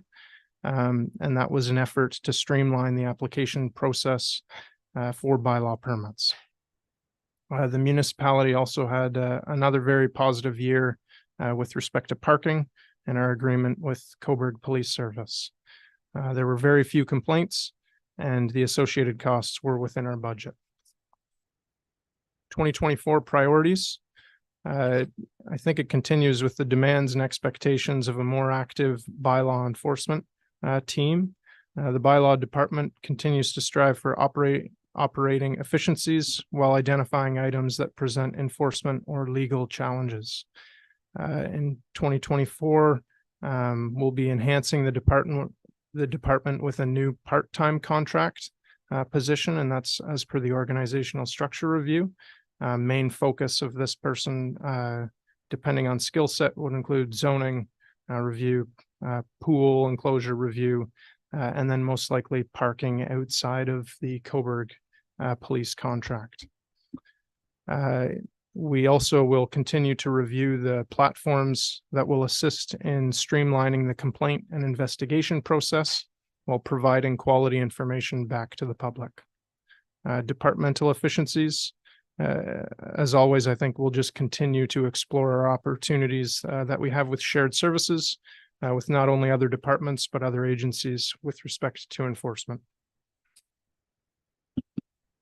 Just Thank you. before we move on, Nazareth, Tim, could you just give a little comment on your graphic there of 37 complaint files, 86% closed, which is very easily understood by me. But I was just wondering about the 25 permit component. Sure. So the 25 permits are bylaw permits that are outside of building permits. So you'd have pool permits, site alteration permits. That's pretty much the main kind of focus point on the 25 number. Okay, So it's yep. thank you. Yep. Nazareth, please. To you, Mr. Mayor, if I may request everyone to move to page 107, please. Personal, forgive me, we will start with page 106. Bylaw Department is requesting an increase of 10.2%. If I can take everyone to table 24, their base is increasing by 2.2%. Personal is increasing by 4.1%, and that is related to COLA, step rate increase, and benefit rate increase. Their other revenue is increasing by $300 because of increase in license. And when we go through the departmental pressure sheet, we'll go through that in detail. Their service enhancement is increasing by $5,600 because of bylaw contracted out for enhanced enforcement services. Any question on this page before we get into the detail? If not, I'll move to page 107, please. As I've said, their personal is increasing by $1,800 or 4.1%. That's because of COLA, step rate increase, benefit rate increase. Other licenses revenue is increasing by $300. That's aligned with actual. Bylaw contracted out is increasing by $5,600. That's to provide enhanced service to improve the enforcement of township's zoning bylaw. And that takes their budget increase to 10.2%. Any question on this page?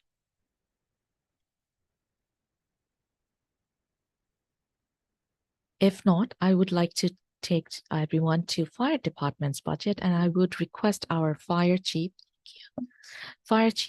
Mike Robinson, to introduce fire department's department, its accomplishment, and its priorities for 2024.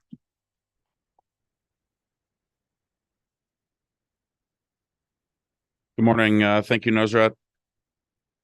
First off, I'd like to state that we're extremely proud of the women and men that make up our volunteer fire service. And I think in the time of economics that we have, and there's one thing that we learned from COVID is that everyone wants their time back.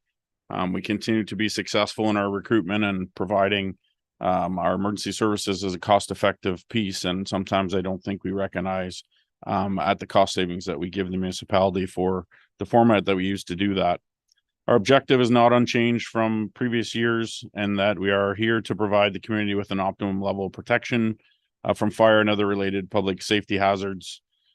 Our two core services still remain the same under the FPPA, and that is to establish a program where we must include public education with respect to fire safety and certain components of fire prevention, and then through council provide other fire protection services as determined necessary in regards to our needs assessment. If you remember back in 2022, we completed our master fire plan, and we moved forward into 2023 with a plan to execute as many of those items as we can. We formalized our fire prevention officer as a full-time position in 2023, and Shelley and her group continues to do a wonderful job in both the fire safety education, fire prevention, and inspection. Some of the highlights of that program was another successful residential home fire safety awareness program, where she actually entered homes at a request of the homeowners to be able to execute that program. Smoke alarm program where we were able to get in and actually get quality checks. If you remember back, we had a program previously where we wanted to get into every home for a fire safety visit, and we did maintain that over a 5-year program. But some of the qualities of that program are questioned, so we based it this year more on quality inspection instead of quantity. There's lots of life safety communiques that are out there, and as we stated, we are maintaining that one public safety educator that we have in Shelley. We follow those 3 lines of defense, and again, often not one that we give enough kudos to, that we're really here for public education and fire prevention. And as we say, when the doors roll up, those 2 lines of defense have failed, and we're out there doing something in the fire suppression, even though that takes a large component of our budget.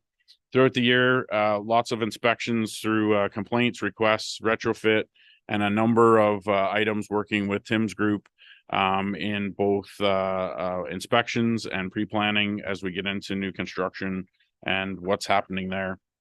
In emergency response, we do continue to be offensive. So what that means is that our group will do full operations in the time of need for fires.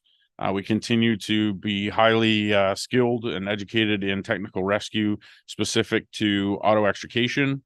As you know, before you today is a further discussion on our ice and water and the request to stay in that business, not only as a demand for the area, as a voice of the responders that you have before you as employees, but also in discussions with other services, in that there is a gap there that's needed for that.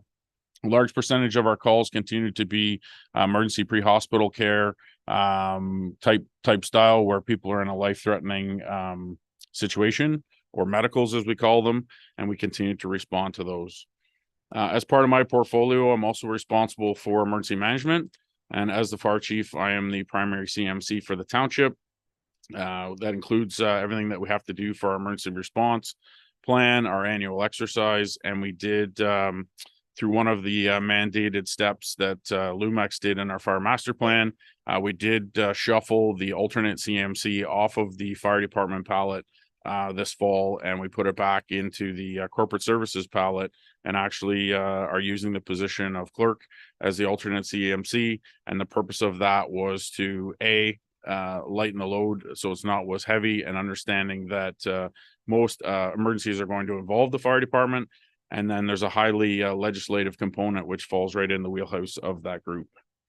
For 2023, we were able to hire full-time our fire prevention officer, and reclassified the deputy fire chief position. We continue to use our online platform for our training, and we completed over 100 hours of practical training in-house, and that is available time per firefighter. That's not a total, but that's in that there was 100 hours per firefighter that was available. So if you multiply that by the 60 firefighters, it gives you a sense of the number of training hours that we conducted. We recently conducted a recruitment drive, and at the time of this document, it was projected to be 10. It's actually 13 new firefighters that'll be there, and they responded to the 340 responses. I pulled the number this morning. We're at 340 as of this morning. So we're right in line to be, I think 347 or 357 in a graph you'll see later was kind of the high, but we're right in line with a few weeks left in the year to have our emergency response where it's been in other years. Our shoot time still continues to be under the national average. That was a number that we drove from the master fire plan, and it should be a standout in that those times are in comparison with full-time departments, and something that we're pretty proud of to say we're able to do. We continue to work with our neighbors, and what we are really trying to do here is give Mrs. Smith, or our ratepayer, first-class response, in that we have eliminated municipal borders that traditionally have prevented fire departments from other municipalities entering ours, and vice versa. And we have several agreements in place with Port Hope, Alnwick, Haldimand, and Cobourg, to make sure that when the time of need is there for our ratepayers that we're giving them the most effective time response that we can give them to mitigate that situation. As I stated, we completed 22 of the 29 recommendations in the master fire plan. And of the remaining 7, a large number of those are around building and facility. There's a few legislative requirements that are coming before council Q1 of 24. We did receive and put into service a new pumper tanker for Station 1. And we continue to participate in a cost-effective program again and shared services under the Northumberland County Recruit Program. And we did successfully get 100% of our firefighters through the live fire training trailer that you would have seen advertised through the province as a source of live fire training. And I don't believe there was anyone else in Northumberland County that had those kinds of numbers. We made it a mandatory piece that was there. We finished our certification components from emergency management as recent as this week, and that compliance report will be submitted and will be successful for 2023. And Shelley, again, in the fire prevention group, continues to do things jointly, and you'll hear locally, both the radio ads and through social media, that joint education piece that's working very well in all of the formats that group does. We do continue to work closely with our one vulnerable occupancy being Ed's house. It does have some additional legislative requirements that fire prevention group looks at. So we did do the drill and inspection for that we call VO or vulnerable occupancy. We continued the burn permit program and enhanced that to, I believe, reducing to 2 wildfire responses for 2024. One being a discarded smoking material on the 401 and one being a burn that got out of control. So if you were to look at call response numbers for other municipalities, I think you would see a 10 to 15% increase. As you can see by the graphs that are present here, we're flatlining our responses. And when we dig deeper into those types of responses, the only ones that were really impacting are those wildfire type responses, and we've virtually got those at an almost 0, and that has been through the years of working in that burn permit program, that open air burn permit program that's made that happen. There was 26 public events and 42 inspections that were completed as part of 2023. We continue to use some of our daytime folks to work internally here at the municipality to do first aid kit, automated external defibrillator inspections, as well as I said, we looked through the emergency response plan this year, and we actually updated it to be another one of the requirements from the master fire plan, and we put it into an IMS system. I believe the truck that we put into service this year is our last large format vehicle for several years in our capital plan, and that continued our plan to do a fleet reduction and actually lessen the number of $1 million vehicles that we had using the smaller platforms where possible. We continued to enhance our personal protective equipment decom processes for on scene, as well as through inspection of that equipment and the use of it. And that again is consistent with things for the environment, but also in cancer being a #1 leading cause of sickness and health issues for firefighters. We continued to partner with the 6 other services in Northumberland County. We're working through what we hope to be the final stages of our radio communication transition to digital through Northumberland County. We had our once in a 5-year requal for our tanker shuttle accreditation, and the numbers are before you there that we maintained 657 gallons for 4 hours. That accreditation provides assurance to our ratepayers that we provide hydranted services throughout the municipality, even where those hydrants don't exist. And that comes as a large break for them with their insurance. Looking ahead to 2024, we've hired those new recruits. They'll obviously be one of the priorities as we get them up and going. We newly appointed a district chief for the North, and we'll continue to develop the succession plan and look towards what our org review will do for captains, aligning with those stations. We continue to look to the 2026 date for full certification for our firefighters and are aligned to do that throughout. We continue to develop our retention efforts to keep the firefighters that we have trained and keep them within the municipality and usable. And we make that fire life safety a priority through our fire prevention group. Those last items from the master fire plan We'll work through 2024 to do the governance ones as a piece. There will be a couple overarching ones. Then again, most of them have a large economic impact and generally speak to bricks and mortar and things that might not be achievable in such a short term. The training that will happen for those new recruits will continue to be through the Northumberland County training program and the live fire through the provincial trailer. Emergency management and some of the discussions that's come from the whole management group and the whole EOC continue to be a priority at our meetings, and we'll continue to do that. And we continue to research and develop relationships. And there's a report coming to council for neighboring departments. There's a report coming to council next week to look at the one that we're doing with Onward Haldeman, and that's just to ensure that we have a fire chief available for both municipalities, regardless of the situation that we're in for holidays or sickness, or if there happens to be a vacancy.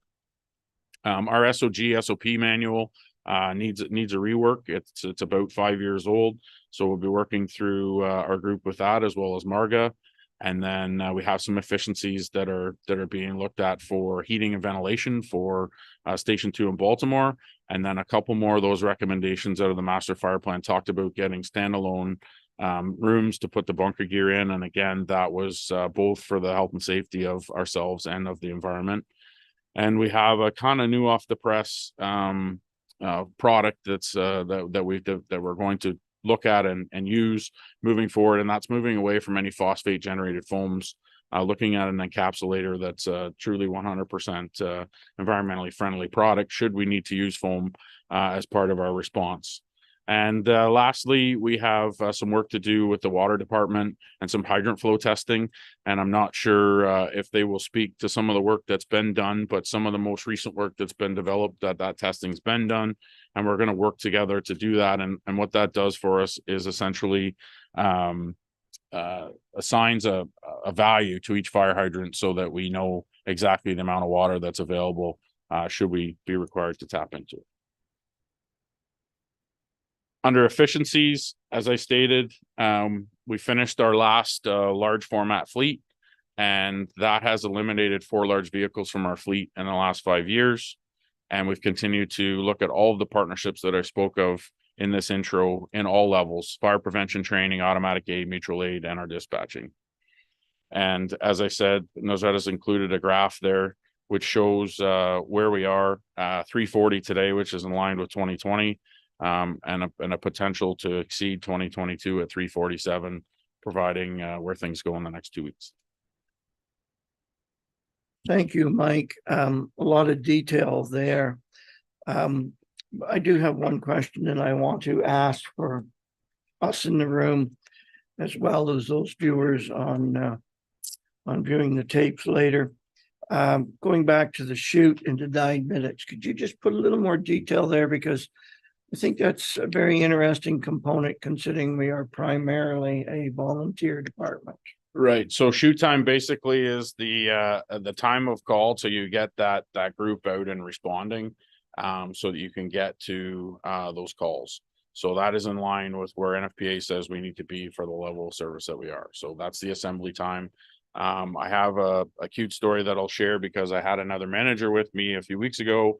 And it really was not that big of a call, but we were able to put 8 or 10 firefighters on scene in a relatively short time. And the question got asked by this other manager, where did they come from?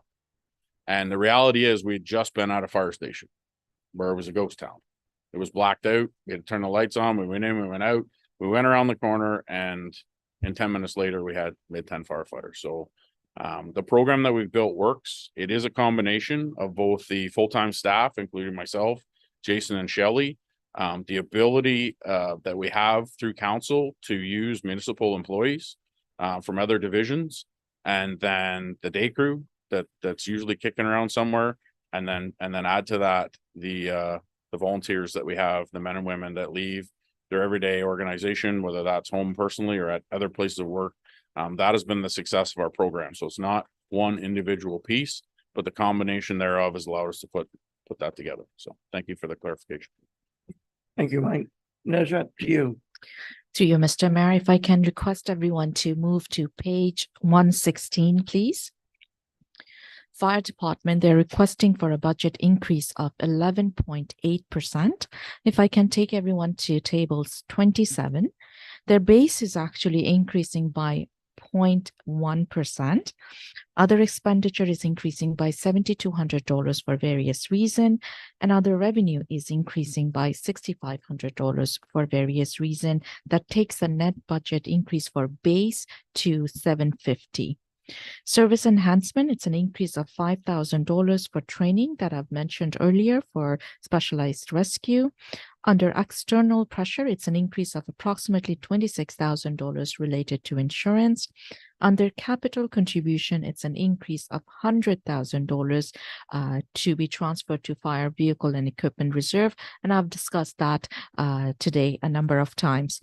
Excluding that $100,000 transfer, fire department's budget is actually increasing by only 2.8%.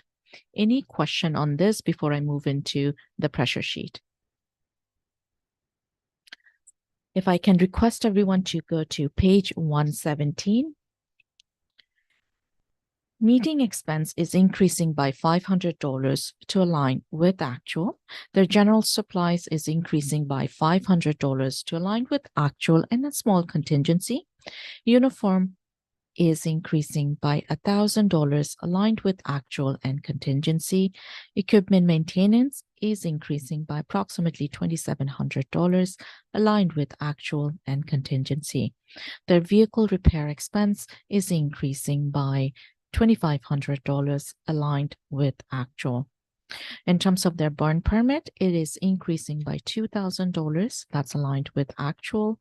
Miscellaneous revenue is increasing by $2,000. That's continued internal revenue for first aid, fire extinguishers. Fire calls recoverable is increasing by approximately $2,500 because they're going to be applying to use MTO for 401 recoverable. Any question on this page? John, Just clarity, probably just through Mike, I guess it would be, fire calls recoverable. That is a set rate the MTO has. So great question. Up until a few weeks ago, we were not using the MTO portal to collect our fees. We were doing that completely internally. The value is set by the MTO, and that's the one that we continue to use. But we were not accessing the MTO portal to get that specifically to the 401. We were handling that internally through ourselves and the treasury group, and we were sending that value out and recovering it that way. And there was limited success as we move forward with that, both in the payables and in the ability to achieve the information. So I do see that this new process for the fire calls recoverable will help for the auto accidents. That fire calls recoverable also does our fire marquee, which is 70% of the total that's collected by that group. They hold 30% back only on successful recoverables, and that's specific to fires. So if I may speak quickly about the revenues, we did have discussion at Protective Services because the projected or the actual number that's before you right now for preliminary actuals is quite a bit lower than what we typically state. So the breakdown from the top to the bottom shows 28,703. That's specific to burn permits. That's why we've increased that to 30,000 for next year. The miscellaneous revenue basically was external money that was being paid to third-party companies to do our fire extinguisher checks, our AED checks, and we pulled that internally, paid ourselves, if you can say. There was really no more expense to the other departments. And we were getting a better quality, and it created revenue for the fire department. And then the fire calls recoverable are just as we stated. I do foresee that could be slightly lower, depending what we're able to retrieve under the new 401 air system. But there's some that's not posted there. And most of that fire call recoverable this year has been auto accidents because we simply have not had fires, which it's pretty hard to dispute that that's a bad thing, but it does impact the revenue. Thank you. If I can request everyone to move to page 118, please. Their training budget is increasing by $5,000 for specialized rescue. Insurance is increasing by $26,000 aligned with actual and rate increase. And the transfer to fire vehicle and equipment reserve is increasing by $100,000 as per the discussion that we had today. Any question on this page? Could we get a quick overview of what specialized rescue would mean? So that's directly in response to the ask to stay in the business of ice and water rescue. So that value of money there would be course fee only. Does the wage line's not impacted? This would be for specialized training programs to assemble that team. And to do that again in conjunction with our neighboring department being Elwyn Calderman, so that we could hopefully have 15 to 20 men and women to respond to that type of incident, as well as them to formulate the team to directly respond to Rice Lake. Thank you. Is there any question on this page? If not, I'll move to the next page, which is page 119. That's the police. For OPP realignment service, there is an increase of $7,600, approximately $7,700.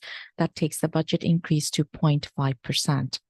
Any question on that page?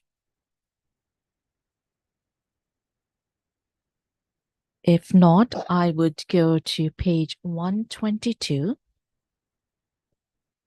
which is the police service board budget. And for the police service board budget, we are flatlining the budget for 2024. No change from prior year. Any question on this page?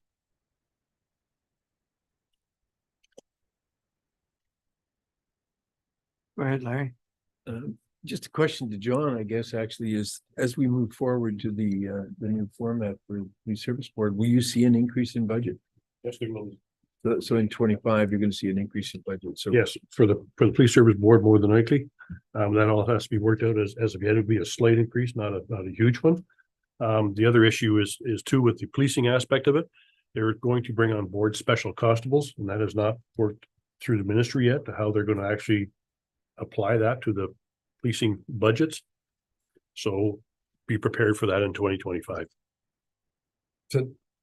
sorry if I can, so they don't have special constables right now, or do they? No, They don't. He's coming on board. So the special constables then is a different function than what I see our two part-time people doing. Is that correct? Correct. Okay, thank you. Is there any more question?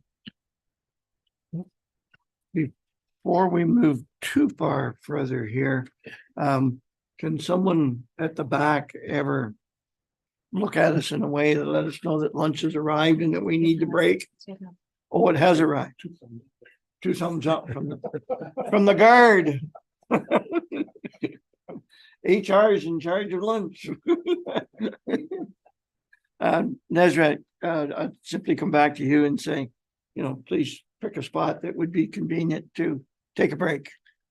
To you, Mr. Mayor, is it okay if we finish GRCA? Absolutely. That's to say, you're in charge of picking the break. To you, Mr. Mayor, if I can request everyone to move to page 124. That's the GRCA budget. GRCA budget actually had been pre-approved by council in November of 2023. They requested an increase of $1,400. Any question on this page? No. If not, we can move to page 125, which is the pressure sheet for GRCA. Again, it's identical to what I've just said, an increase of $1,400 as per the budget that was approved by council in November 2023.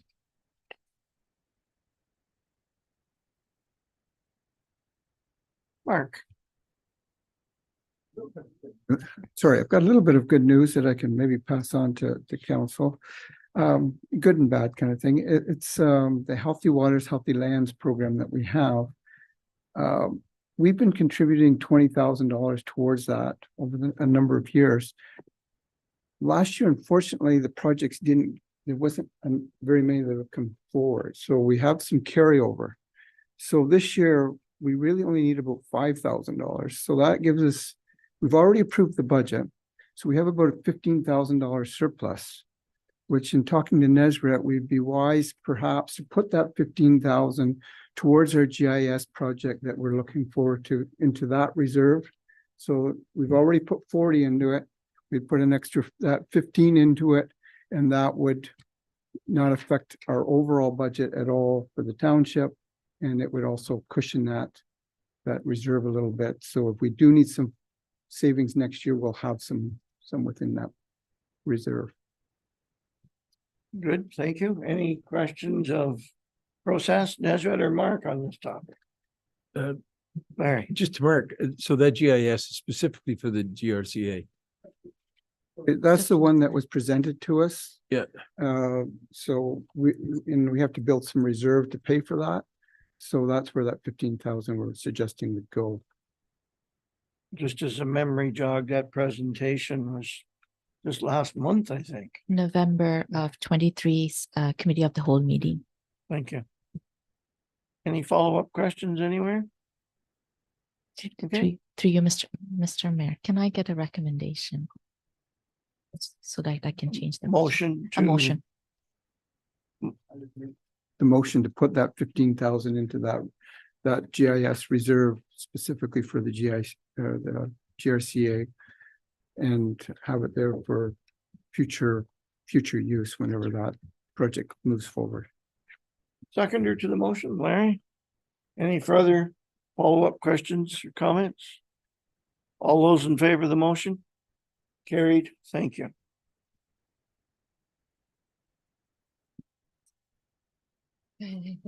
Is this break time now, Nesret? Okay, we probably need a motion for a lunch break here. Moved by Larry, seconded by Bruce. What time frame do we want to be back? 1:45? As close to 1:45 as we can make it. Thank you.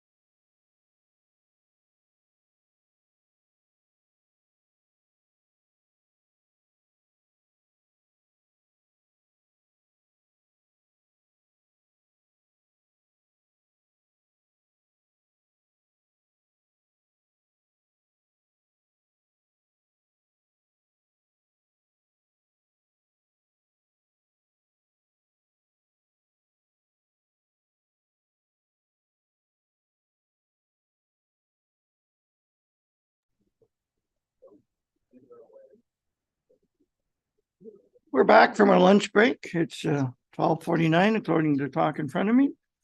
That's right. Our next, I believe, was going to be animal services. Through you, Mr. Mayor, that's correct. If I can request everyone to move to page 127, please. For the animal services, which has been outsourced to Northumberland Humane Society, we are requesting an increase of $1,800 as per the contract. Any question on this page? If not, I'll move to page 129, which is the Public Works Department's budget. I will request Lucas Kelly, Manager of Roads Operation, to introduce the department, talk about its accomplishment and 2024 priorities. Good afternoon, Council. This is a very typical or very similar setup to last year, so I will try to summarize most of these slideshows and get to some of the other accomplishments we do have. So obviously, we have approximately 299 kilometers of road that we do maintain. We have maintain a fleet of vehicles and equipment, and we do have a long-term capital replacement. And it is our responsibility to deliver the services to our residents and taxpayers regarding road maintenance, construction, inquiries, and concerns from the general public. Our operations contains maintenance of our local roadways. We obviously continue to do winter control operations, install and maintain multiple different signage requests for existing signage as well as new signs. We do most of our surface treatment in-house, shoulder repair, and also dust suppressant. And we also do some asphalt patching, street sweeping, street lights. That it all falls under our purview of operations. And we are also implementing and continue to work on the long-term plan for road storm sewers, stormwater management ponds, etc. Some of our 2023 accomplishments were there was 35 winter events, and that is some of the major storms. There obviously sometimes include some minor snow events, but we don't include that. We did accomplish 1.7 kilometers of road reconstruction and 20.8 kilometers of surface treatment. And most of that surface treatment is done in-house with our current staff, equipment. And the only thing we do contract out is the surface, which is a mutual agreement with Northumberland County for surface treatment.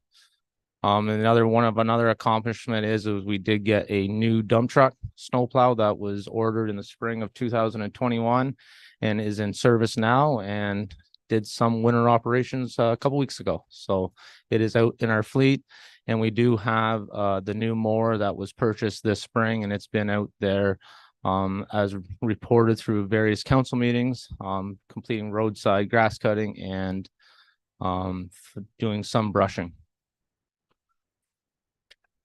Some of our priorities for 2024 is continue and review our long-term equipment forecast and plan, continue to work on 10-year capital plan for road reconstruction, maintaining our existing roadways, updating our asset management, as well as our GIS mapping, and continue to improve our existing work order system. Most of the departmental efficiencies are similar as last year. The vehicles do have the emissions and control systems for DEF systems. Larger trucks have the anti-idling devices, and most of our soaps and chemicals are environmentally friendly. And as well as for our winter operations, the sand and salt mixture, we don't run straight salt just because of the ditches and roadside contaminants. And last is all the lights in the public works garage is LED. Through you, Mr. Mayor, I'd like to take everyone to page 132. We'll talk about the budget now. For Public Works Department, they're requesting a budget increase of 5.2%. Their base is increasing by 1.7%. Personnel is increasing by 4.1%, and that's COLA, step rate increase, benefit rate increase. Other expenditure is increasing by approximately $8,800, and that's for various reasons. And when I go through the departmental budgets pressure sheet, I'll go through that in detail. The revenue, other revenue is increasing by $500 for site visit revenue increase, and that takes their budget increase to base budget increase to 1.7%. In terms of their new asks, they are requesting for 2 new part-time positions. We are going to go through that in detail when we go present the pressure sheet. In terms of their service enhancement, they're requesting $27,000 for various reasons. Again, that's something that we will go through when we go through the departmental pressure sheets. External pressure is approximately $55,000. That's related to insurance and increase in fuel. And their contribution, a capital contribution increase is $20,000. That's a reserve transfer to Public Works Vehicle and Equipment Reserve, and we talked about it just the morning today. Any question on this page before we get into the detail? If not, I'll move to page 133, please. Their personnel is increasing by 4.1%, as I've said. It's related to COLA, step rate increase, benefit rate increase. Vehicle repair expenditure is increasing by $10,000. That's aligned with actual and increase in parts costs. Their hydro is decreasing by approximately $2,000, aligned with projected actual. Their heating fuel is increasing by $850. That's aligned with actual. Their site visit is decreasing by $500, aligned with actual. That takes their base budget increase to 1.7%. Any question on this page?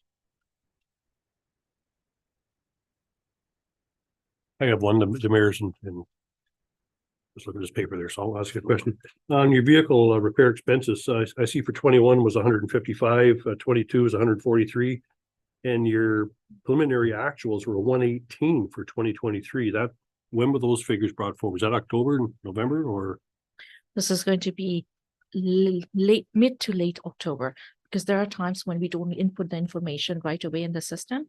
I did run the actual as of November, first week of November, but it is possible that invoices have not been included.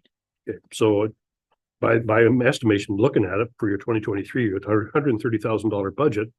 So if you're at 118 in October, they shouldn't be over 130. You should have some reserves in there. Should there not? Do you, Mr. Mayor, give me 1 minute. I'm going to find exactly where we are right now. Okay, thank you.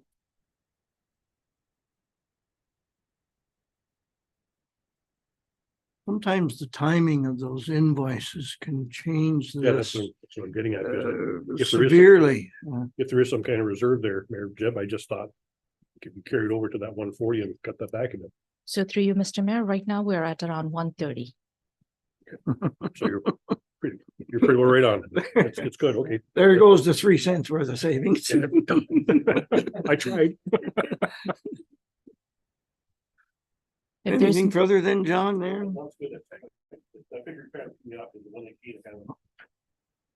Well, all in the timing. Any other questions here? If not, I'd like to move to 134, page 134, please. In terms of the new position, they're requesting for 2 new part-time positions. And once I go through this page, I'm actually going to pass the floor to Lucas, who will speak more detail, will tell you more detail on these 2 positions. In terms of service enhancement, they're requesting $27,000, wood grinding $30,000 to be funded from reserve. This is in the tub grinder to mulch wood at Nagle Road pit. Please keep in mind that if we don't spend the entire $30,000, we do not transfer $30,000 from the reserve. So whatever the actual is going to be, we're going to be transferring from the reserve that amount. Bridge material, they're requesting an increase of $10,000 for additional curb and gutter repairs and installation. They're requesting $10,000 extra for crack sealing, additional crack sealing, and they're requesting $7,000 extra for additional line painting throughout the township. For field, they're requesting an increase of $14,000 because of fuel price increase, insurance an increase of $41,000 aligned with actual end rate increase. In terms of transfer to roads, vehicle and equipment reserve, we are requesting an increase of $15,000. And for roads facility reserve, we're requesting an increase of $5,000. And that takes their budget to an increase of 5.2%. I am going to pass the floor to Lucas Kelly to speak to the new ARCs that they're requesting. We got more than one person here. Mark, go ahead first. I'm just gonna ask, the tub grinder to mulch the wood at Nagle Road, is that, what does that do? Like, I'm not 100% sure. What is a tub grinder, for instance? So the tub grinder is just a very large wood chipper that will feed any debris, which is the larger tree stumps pieces, and mulch it into wood chips. I know we have discussed, and I haven't got time to it yet, but there was discussions at coordinators of taking some pictures and seeing if there is any interest or appetite to for on gov deals to see if we can surplus it, even if we get $1 for it, right? At least we don't have to spend the $30,000. So I am aware of that, and it's not like we're going to do that right now if budget is passed, but it is something that the Public Works Department will look into to see if there is an opportunity to do that. And my follow-up question to that, Luke, is what does the county do with that brush that they pick up? Is it handled, do they do anything with it? Is it sold to a mulching firm, or what do they do with that? Do you have any idea? I do not have that information. I know they don't do a lot of their tree work in-house. I believe they contract a lot of it out, so it's probably the responsibility of the contractor to surplus or dispose. I'm getting to that point, you know, the stuff they pick up on roadside, and then it's put, I don't know what they do with that. If there's any interest in those people, would they be interested in something like this? And area? we've done when we have done tree removal in the past, I think 3 years ago on Oliver's Lane, right? We did surplus some of that and put it on gov deals, and we did sell it. But some of this in Nagle Road is just so oversized in pieces that I don't think there's value. But even if we were able to remove 50% of it for whatever needs somebody else, there could be obviously cost savings for that. Maybe I can buy into this a little bit and help. I don't know of the specific brush that you speak of, but I do know that a lot of yard waste gets taken to the Brighton site and is mulched and then put over the site as a coverage type product. I've actually seen that myself at that particular site. So would they have any interest in stuff like this, Scott? I don't think they'd be out looking for it. Too big. And Too big to I'll handle. tie that back into what Lucas has said. I had the occasion to drive by Nagle and the gates were open, so I provided myself an opportunity to review. If there's any value there, it certainly is minimal. You know, you referenced a sale of $1. If we could get rid of it, yes, I agree with all of that. But we might be overcharging if we took the gentleman's dollar. It's pretty bad stuff. It's pretty bad stuff. So after seeing it, you know, I have less optimism of getting rid of it free than I had beforehand. Yeah. Anyway, that's just a comment on both of those, and hopefully it helps a little bit, Mark, in your direction of question.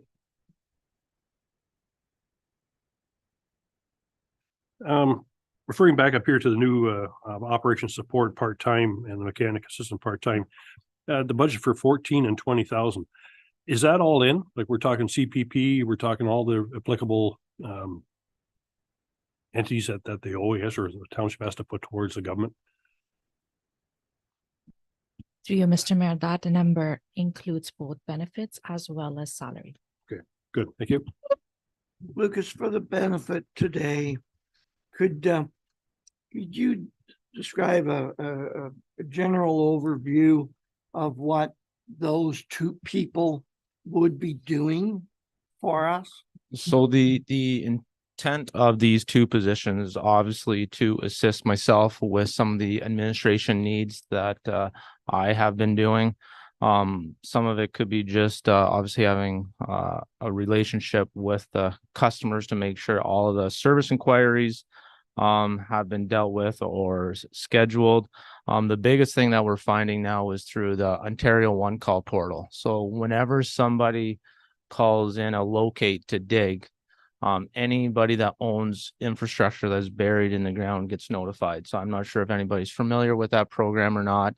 But more recently, for the last few years, with so much infrastructure being buried, and I'll use the internet companies, for example, that some days we come in and there's 60 some locates daily. And there is monetary penalties that if you don't do it within their legislative requirement, which is 5 days, that the township or the infrastructure owners could be fined.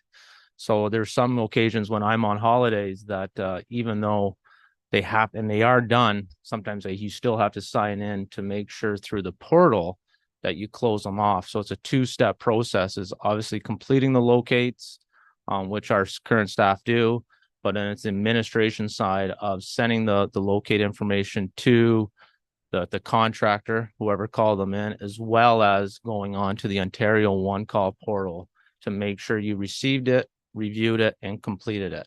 And there is, like I said, it's very time consuming, and it's all typically administration duties. So that would be most of the time would be focused just making sure we are kept up to date with those locate requests. As well as I don't know if anybody has any more questions before I step over to the mechanic. Let's ask. Any further follow-up questions on that? Larry's got a Just question. one, Lucas. Just when you talk about timesheets and stuff like that, what does that mean where you have to track timesheets? So currently through the public works process, timesheets are still done manually with staff just because of our hardware and senior staff that have many years of service.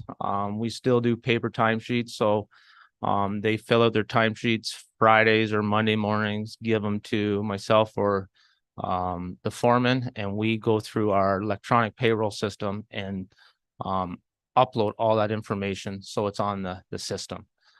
We did talk about doing it, training all staff, but I think the time and energy training the staff to do it, it's much simpler if I'm submitting the time for, especially in the wintertime, overtime, on call, that I know it's submitted accurately and correct. So when the payroll is run.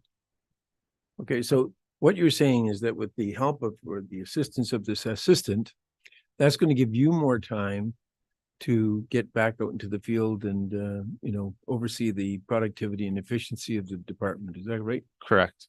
So we should see an increase in efficiency and productivity then. And allowing me to be out there in the field to meet with residents, doing more contract administration, looking after the construction more, because we don't hire a consultant typically for any road paving. We oversee the entire job. So that allows me to be out in the field that much more. Okay, thank you. Questions on the support assistant for operations? Seeing none, Lucas, would you please give us that same type of overview for the assistant for the mechanic? So the next overview is the part-time mechanic assistant. It is in the budget enhancement sheet. But as you're all well aware that we do only have one full-time mechanic. There is a number of vehicles, equipment that we do maintain. I forgot to add on there the two water department vehicles, but that is on the current fleet for maintenance and repairs. So it just, for that particular person, even on vacation, trying to book vacation, we have called them in because we don't have a second set of hands. So this would be a position to help assist him with more of the light duty, more maintenance, and allowing the full-time mechanic to really look at the large scale repairs and to make sure the large equipment and vehicles are in the state of readiness. So it's assisting him with those duties. And we did receive an email from a resident last week or maybe this week. I'll just go through those questions and answer them to my best of my ability. What is the rationale for hiring someone when we already outsource some mechanic work? So we outsource very little. There is times where vehicles are at dealerships or for whatever reason, but that's typically for warranty work because it is paid for through our vehicles. Another one is emissions because of these very complex electronics computers in these. Sometimes the emissions are not read on our current iPad or tablet that's up there, and all of our dump trucks are international, that we can only read certain codes in those machines. So there is occasionally you will see some of our dump trucks or even the excavators at different places. The companies or the owners of those codes just won't unlock them for anybody. So that is part of it. And once those codes are read, determining what is needed, then those trucks come back and we repair them in-house. If this position is the second question, if this position is approved, can we expect operational cost savings? Overall, that one would be a hard one to measure just because there would be just additional maintenance done on our vehicles. So I would say short term, not so much, but long term, allowing us to change your engine oil more frequent, allowing us to, in the wintertime and spring, the season when we switch over from summer to winter tires, making sure we have that ability to do that with that additional set of hands. And the third question, is it more cost effective to increase outsourcing instead of hiring a part-time position? So I did call a local heavy duty mechanic. Their shop rate just in general is $185 an hour. And to do a safety, which we do all of our safeties in-house, is just to complete the safety with no repairs. It's $1,029 just to have somebody do the safety. And to do a brake job, the cost to do a brake job would be for labor alone. I'm not using parts just because parts are already included. You're approximately $550 just in labor to do brakes on a heavy duty tandem axle dump truck. So some of those duties and those questions that were asked, I do feel confident that there is obviously lots of items to maintain in the fleet. We do maintain obviously all the roads, fire, some of Parks and Rec, as well as the water department vehicles. Any follow-ups for Lucas? John, please. Yes, I read here in the fire department, back my notes here, in the fire department, they've cut back on their number of vehicles that they have through attrition and only have a certain amount in their fleet. So that does cut back a lot of maintenance work that has to be done through the fire service. So that figure you're giving, I'm not too sure if that's precise or not, but I won't question that any further. What hours does the mechanic work? The mechanic is the same as all the other roads department, is the 40 hours a work week, which is 2,080 hours. So his shift is Same as us. So 7 till 4, or summertime is 6 till 4:30, Monday to Thursday. so if let's say the crew's called in at 3 o'clock in the morning, does he would come in at 7 o'clock and work till 4? No, he comes in, the practice, he comes in early with the staff just because occasionally or most of the time that he's there with the staff to make sure all the trucks starts, runs, and gets out the door.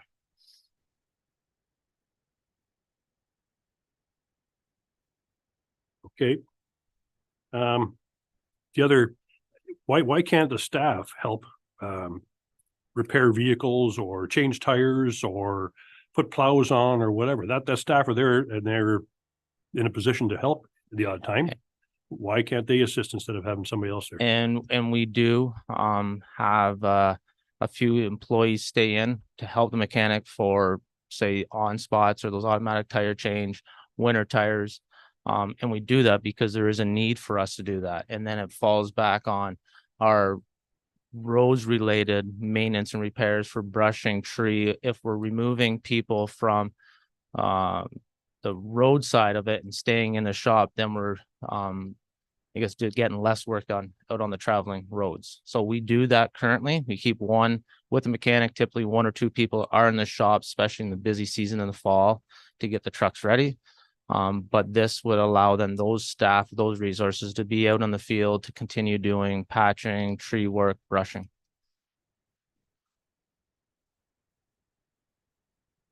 Mark? Just a quick question, Lucas. I know we discussed this a little bit at coordinators. Will this person that you hire, what will the qualifications be? Will it be an actual mechanic? Are we looking at a student? Are we looking at? I'm gonna leave that open to I'm gonna put some stuff out to colleges. Maybe there is some people locally that are retired and wanting to work part-time.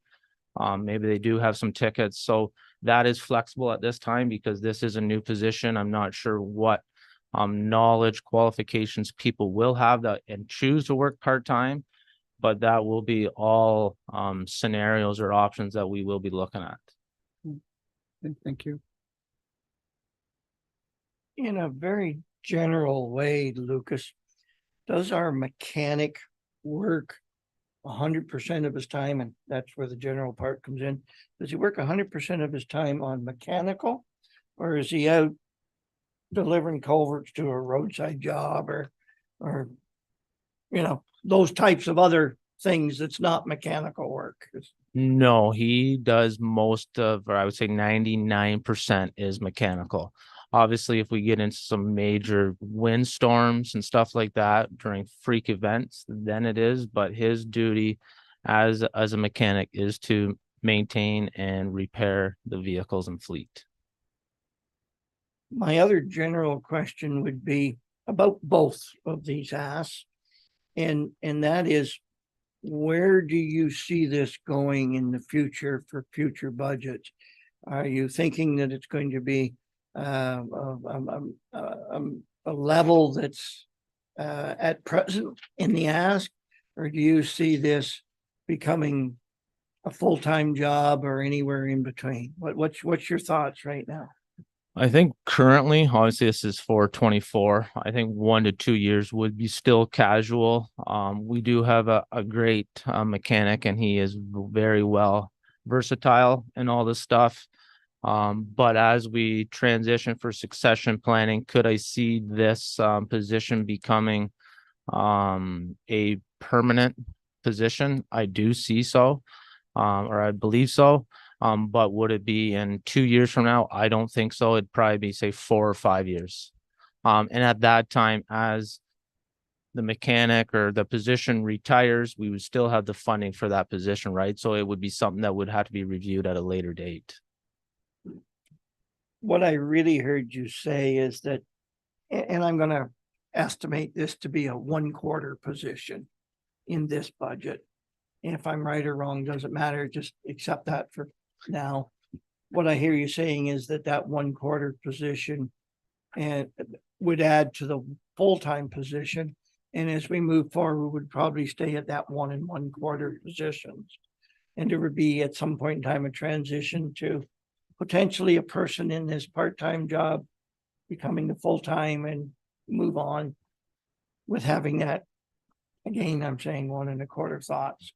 Yeah, so right now I think it's planned out to be starting as July 1st, and it is part-time, so it is only a 20-hour work week. And then in 2025, I think as per the budget enhancement sheet, it does increase a little bit because it is a 6 months for 24. In 25, it would be a full year, but still part-time hours, if that makes sense.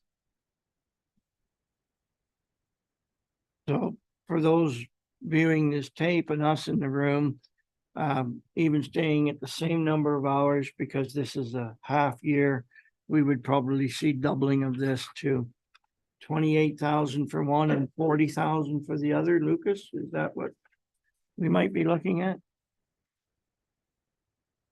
So for the part-time administration person for a full year, but still part-time hours, you're correct, 28,000. And for a full year part-time, you'd be $40,000 for a mechanic's position. Well, simply a doubling because this is for a half-year request right now. Correct. So potentially next year's budget would be impacted by 68,000 without any COLA or anything like that. Through you, Mr. Mayor, if I may.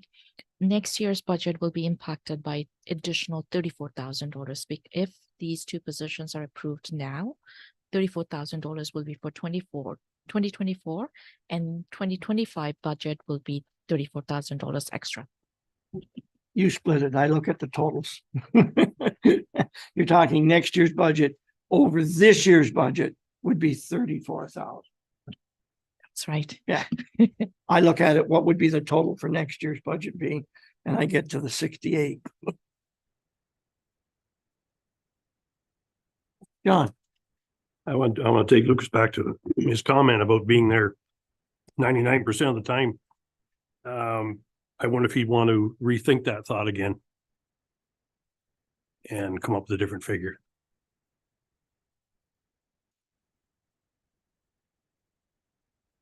Can you clarify the question? Sorry, like, Well, I'll clarify with an example. I have seen the mechanic out shoveling snow.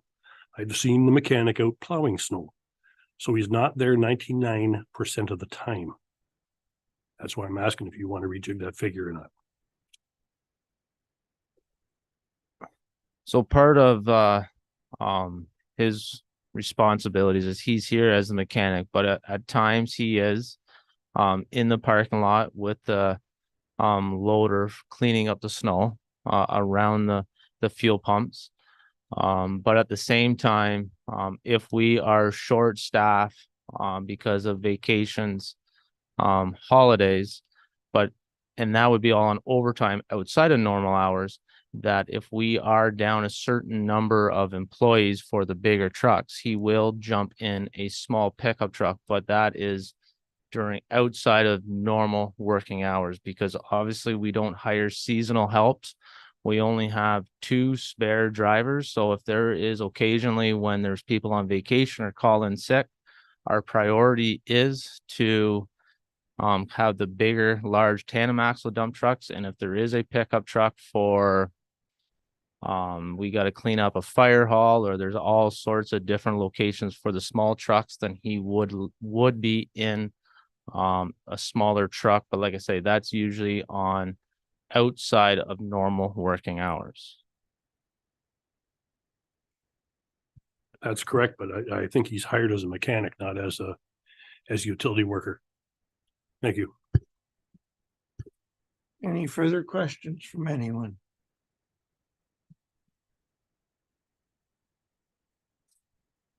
Nezra, a point of operations here, function. As we're going through these various departments, and this is one that's received a lot of questions. When we move on, will there be an opportunity to vote on the overall budget? Or will we be able to go back and pick and choose some of these components that we may wish to do so with? To you, Mr. Mayor, if council wants to change anything now, council can give us put a motion on the floor now and get that passed. If not, once I complete the operating budget presentation, I will request council to tell me whether they want to change anything. So you will also have an opportunity at that time. The next budget presentation is going to be on the 20th of December. Even at that time, if council would like me to change anything, they will have an opportunity there at that time to put in a motion and change the budget. So there will be ample of opportunity to change the budget if council would recommend. So what I'm hearing, and thank you, Nezra, what I'm hearing is there's an opportunity to receive the information today from every department and have a chance for council members to go away and reflect and still, approve or modify in the future on a couple of different occasions. To you, Mr. Mayor, that's absolutely correct. Thank you. Any further questions or comments? Moving on, Nezra, I guess back to you on this stuff. So thank you. Would like to now move to Parks and Facilities budget, and I would request Trevor Clapperton, our Manager of Parks and Facilities, to introduce the department, talk about its accomplishment and priorities. Good afternoon.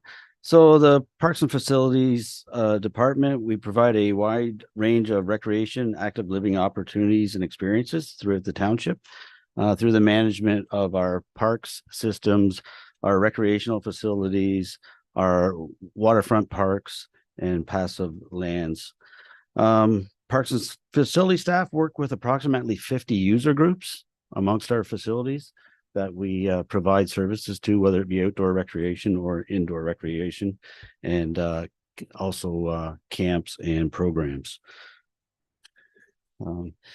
2023, our accomplishments were the hiring of a recreation programmer.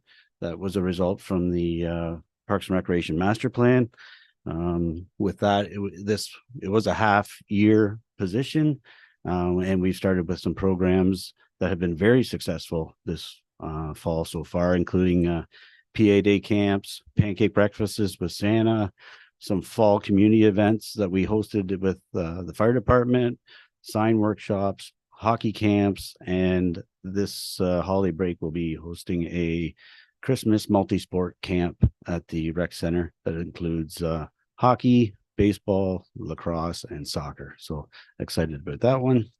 Some of our other accomplishments this year was the renovation of the Baltimore Park washroom. That is about 90% complete at this point. We just had some doors that were on back ordered. We're waiting to come in. Looking forward to 2024. The things that we're working on will include the continuation of the Parks and Recreation Master Plan that was finalized in 2021. And as I had mentioned earlier, the recreation programmer that was hired will have a full year of programming that will include summer day camps in the summer, along with all the other activities that person will be providing.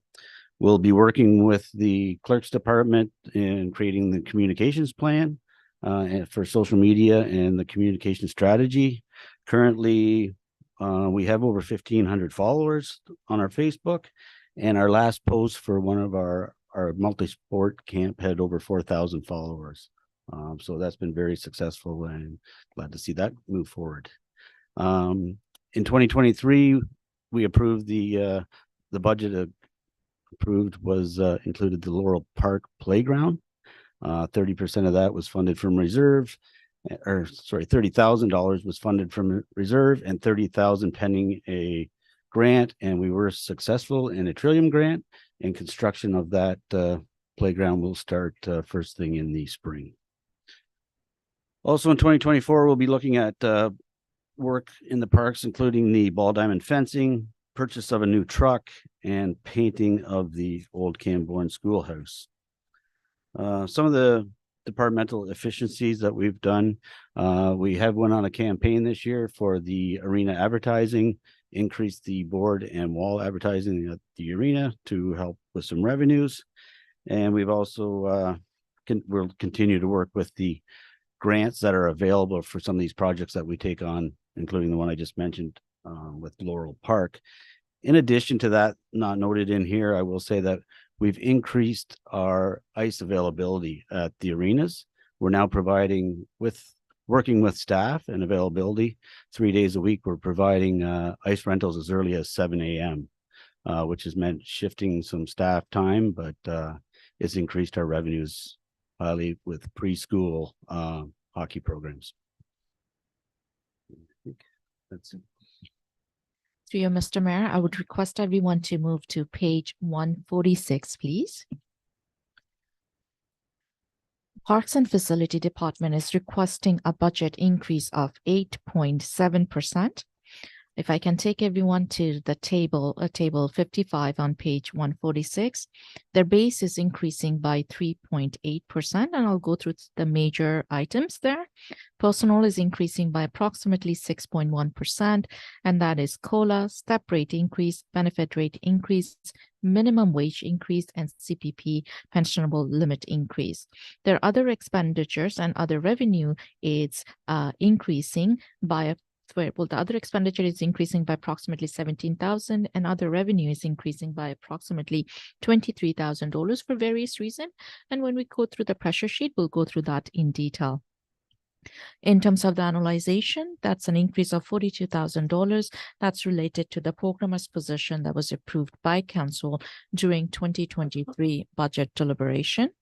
In terms of service enhancement, that's actually a net or surplus to the budget, a net positive impact of approximately $35,000. This is related to the programs that Parks and Facility Department will be offering to the township in 2024. The expenditure will go up. However, the revenue will go higher, will increase higher than the expenditure, and the net impact is a positive impact for the budget. External pressure is approximately $38,000 related to insurance, and capital contribution is an approximately $10,000 for transfer to their reserve. Any question on this page before we move into the detail? If I can request everyone to move to page 147, please.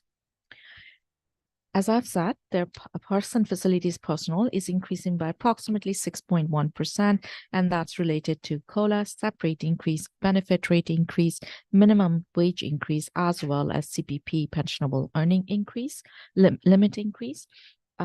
Their contribution to reserve is actually decreasing by $3,500, and that's related to the Cold Spring Hall Committee. There will not be any roast beef dinner fundraising activities. So because the revenue is going to decrease there, we're not going to be transferring additional fund to the reserve. Membership is increasing by $400 because of new membership to OPA and aligned with actual. Clothing allowance is increasing by $500 as per the collective agreement. Heating fuel is increasing by $3,500 aligned with actual.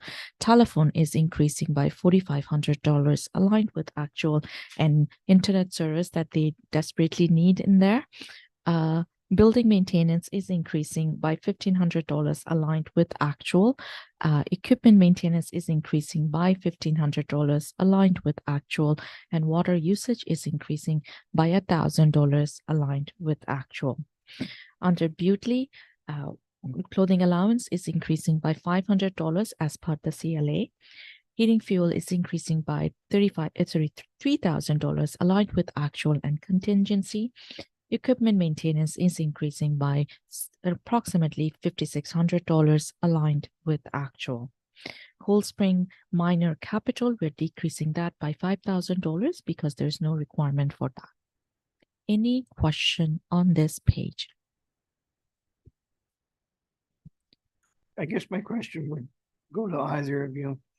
Just out of interest, what would be an approximate hydro bill for Baltimore Arena when it's functioning? Monthly. Did I say monthly? I meant monthly. Monthly Yeah. in the wintertime, like right now with Yeah. heat and everything. I believe the last one, don't quote me on this, but it was close to $20,000 Per month. per month. Yes, Per month. that's ice plant, heat on the turf side. Yeah. Also,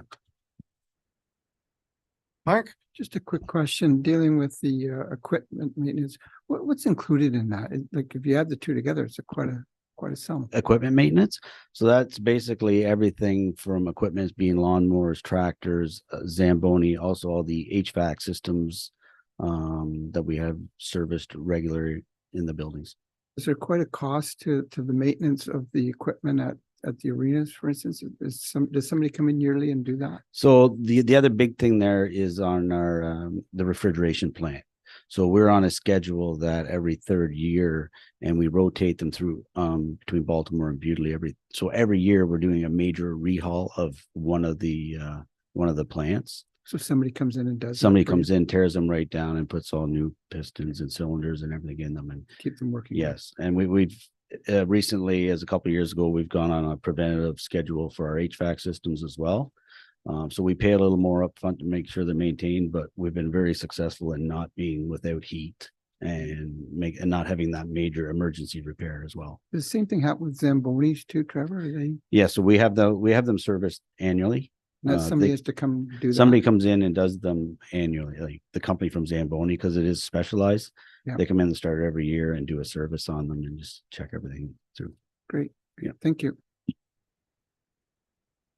Any question on this page? If not, I would like to request everyone to move to page 148, please.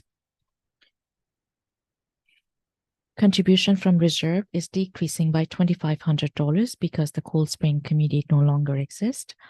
Public admission under other revenue, public admission is increasing by $800 for additional programs. Bar sale is decreasing by $1,561 bars because bar sales are not provided anymore. Vending machine is decreasing by $1,000 due to canteen contract. Ice rental is increasing by $3,700 increased in user fees. Sign rental is increasing by $500 increase in advertisement campaign. Indoor canteen is increasing by $1,200 as per contract. Civic turf rental is increasing by $20,000 aligned with projected actual. Under Butley, arena ice rental is increasing by $5,000 aligned with actual, projected actual. Solar panel revenue is decreasing by $2,000 aligned with actual. The fundraising revenue for Cold Spring Hall is eliminated because there will not be any fundraising activities, and that's why we reduced the budget. And that takes the base budget increase to 3.8%. Any question? Have our solar panels at Bewdley ever been cleaned? No, I think the budget numbers show that we should try that.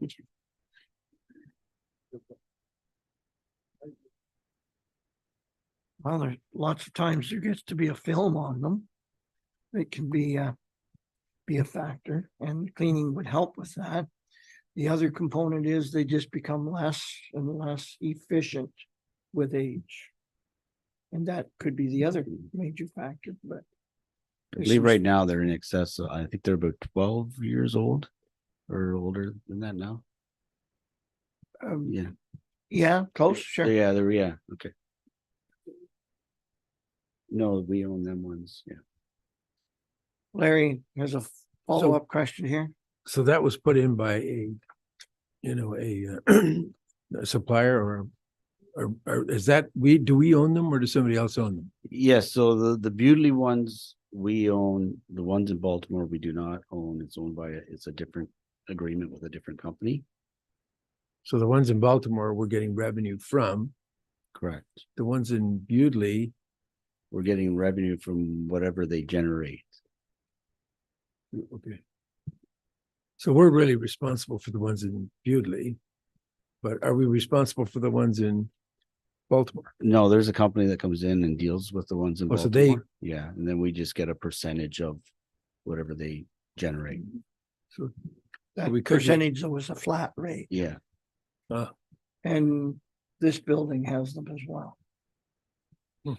there's one other person here that might have a little more history on it than me. oh,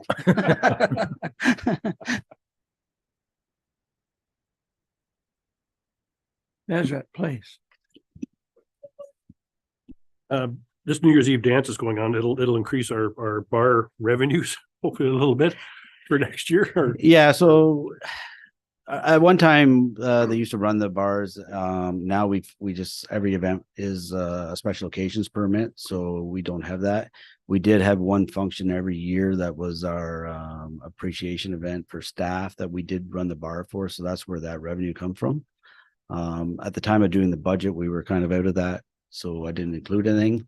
And now we're actually going to have an event this year, so so that revenue will just fall into the programming revenue moving forward. so we'll have a report coming back to Parks and Recreation Committee then. Yeah, on the Thank you. success of that and what it looked like. If there's no question on that page, if you can move to page 149. In terms of analyzation, there is an increase of $42,000, and that's related to the programmer's position that was approved by council during 2023 budget deliberation. As I've mentioned, for programming under service enhancement, their expenditure is increasing by $63,000. However, their revenue from the new programs that they're going to be offering in 2024 is increasing by $98,000. So there's a net positive impact of approximately $35,000 for programming. In terms of insurance, there is an increase of approximately $38,000 aligned with actual and rate increase.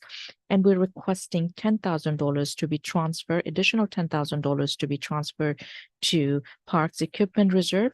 The optimal amount to be transferred to that reserve is around $83,000. If council approves that $10,000 increase, then we're going to be at $30,000, which is again significantly below the optimal amount. But again, it's a first step. Any question on this page? If not, I would like to move to library. I need to provide a comment, not to detract from yourself, Trevor, or your previous staff who we all enjoyed having there. But I must comment, your new staff are very energetic and very enthused, and it's a pleasure to have them there. Yeah, there's a lot of energy there. There must be days you have to stand back from that energy. Well, a year ago at this time, we were up here. I was sitting at this table trying to get that position passed, and I think we're starting to see the successes in what that has done, and it's far exceeded my expectations by far. I think we all agree. Thanks, Trevor. Through you, Yes, Mr. when you would, please. Through you, Mr. Mayor, library budget, they are requesting an increase of, sorry, if we can go to page 154. They are requesting an increase of 5% that was presented to council today. In the past few years, they have received a 2% increase when inflation was significantly higher, and therefore you are seeing a hit this year. Any questions on library budget? Now we would like to move to community grants budget. If I can take everyone to page 157. So for the community grant, as of now, we're proposing an increase of $5,400, and that is related to physician recruitment. Keep in mind the community grant for the presentation that was done 2 days back, we have a budget of $20,000, and there's a number of organizations that reached out to the township for grants, and that's identified on page or listed on page 159. Again, the budget itself for community grant for other organization is $20,000. I would need a suggestion or recommendation for council for this.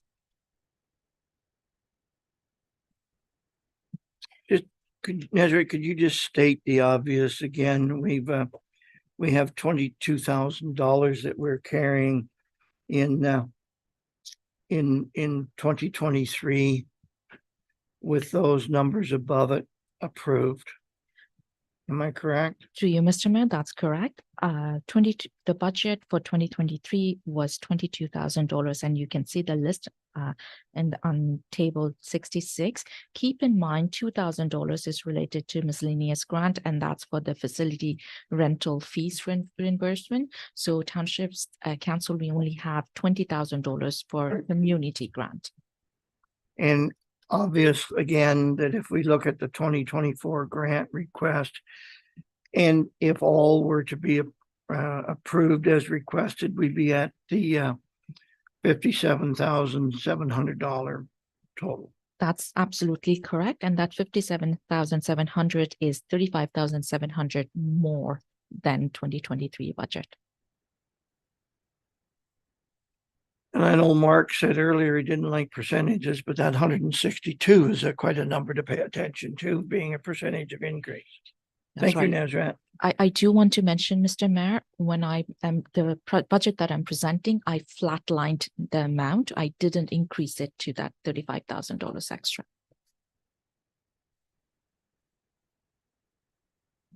Maybe we can just hesitate here for a second. Okay, John?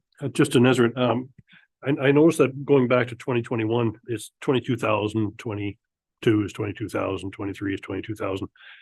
Like, has that ever been increased over since you've been here, or have you gone back in history and found out it's never been increased to a certain amount?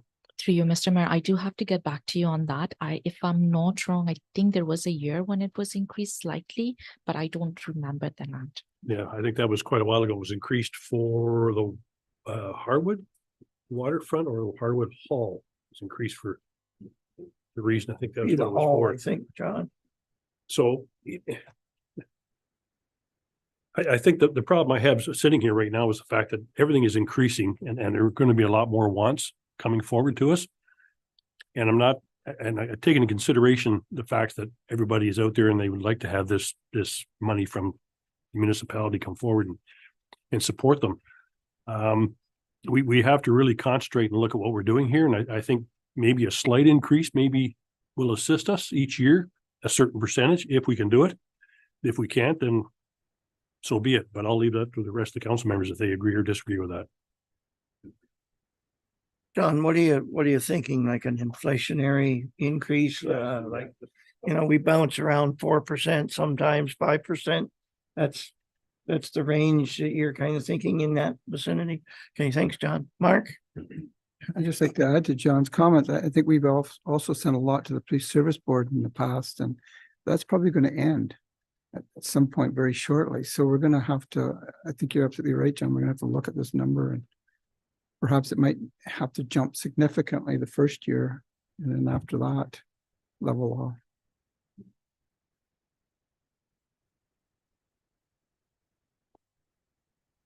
Nazrat, just to help us, I don't think we're going to make any decisions here right now, but just to help us, if we bounce the budget, like not too long ago at lunch, we talked about the county and, 1% is, 780,000 or something. How many dollars causes a 1% increase in our budget, I guess is what I'm really asking. And it's just for background information. $93,000 93,000 increases our budget by 1%. budget 1%. Okay, thank you. And I quickly will say my mind's going that 1% is significant. Larry. These grants have been mulling over my head for a while, and I think, as we're trying to get this budget through, there's a lot of work to be done still. I would like to make a recommendation, if I could, if everybody's agreeable to it. For the Harwood Hall, I don't totally agree that we should be funding a dog park. Over the years, we've been funding the Harwood Hall for improvements in the hall and on their park and, for the kids.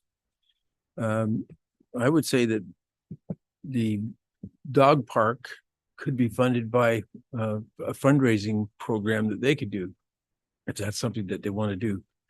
But at this point in time, I'd like to decline their recommendation for a dog park for the 11,000 and possibly invite them to come back before we make the final decision for something a little bit more agreeable to us in an amount and for a project that they've got in mind, because I do think that Jay Chatton had indicated there were some other projects and they're still working on the washrooms, which should be looked at in the not too different future. And the other one, Larry, are you making that a motion at Yeah. this moment in time? making that a motion. And Ezra, that, and Daphne, it's appropriate that we can do that? Through you, Mr. Mayor. From my end, yes. And Daphne, we're okay? It is, except for the motion is made in the negative, so we would just have to phrase it so that should it be denied, it doesn't mean you're approving it. So we just need to look at, So if it's a motion for the grant request for Harwood Hall in the amount of $7,000 be denied, and that the representatives from Harwood Memorial Hall be invited back, It's or $11,000, then we could do that. It just Sure. needs to be clear. Okay, was your wording the clear version? Because it sounded identical over there from Larry, but I just need, As long as we're okay. I hear it and I'll write it down, and then once I Accordingly. regurgitate it, that's as long as that's okay. okay, so it's a deny. Larry, it's a deny, and then invite back. Yes. Okay, Could we just, we gotta get a second. To you, Mr. Mayor. After we. We have to deny the 11. Yeah, so it's been moved, it's been seconded. Now it's on the floor. I think the intent is clear. Daphne's gonna get the wording clear. Now we need to go to questions and discussion. John, I would like to defer it and then have the appropriate individual come back, Jay Chatton come back or somebody else if he can't make it. And give us other options for the closure of this file. okay, That's basically what I said, is that they can come back. Yeah, just defer it for now, but just and have them come back for the 23rd 20th of or December. 20th, sorry. And then make another presentation to us, therefore we can either fill that vacancy or not. But I'm Okay, declining the 11,000. I want to make it clear. Okay. So they're not going to come back and ask for 11,000. Right. Yeah, that's what I was saying, is that we just wipe this off the board here. And then they come back with the option, of coming back with another opportunity, present some kind of program that they've got for the building. I believe the motion on the floor totally eliminates any money going to the off-leash dog park. Right. Is that where we want to keep the motion? Yes. We got the mover saying yes. Do we have the seconder saying yes? Yeah, allow them to come back and. Yeah, no, that's in the motion. We're just talking about deferral of the dog park or denial of the dog park.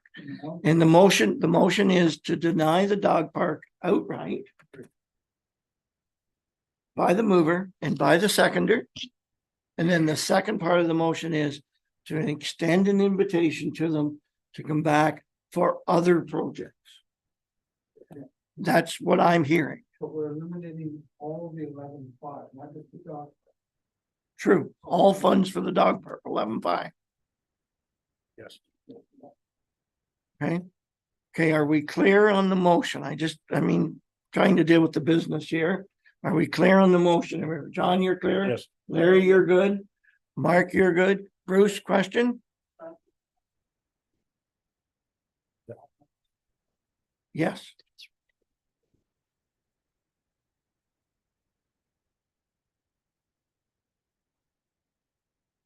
Well, their priority, I think the words by the presenter was their priority by the board has been established to be the dog park. And here's the money we need, 11.5. Okay. Any further questions? Okay, we're gonna read this. Daphne, please. Moved by Counselor Deputy Mayor Williamson, second by Counselor Levshin, that the grant request from Harwood Memorial Hall in the amount of 11,500 for the dog park be denied. And further, that the Harwood Hall representatives be invited to attend December 20th, 2023 budget meeting to make a further request. Yes. I believe that's exactly where we got verbalized, right? Okay, any further discussion or comments? All those in favor of that motion?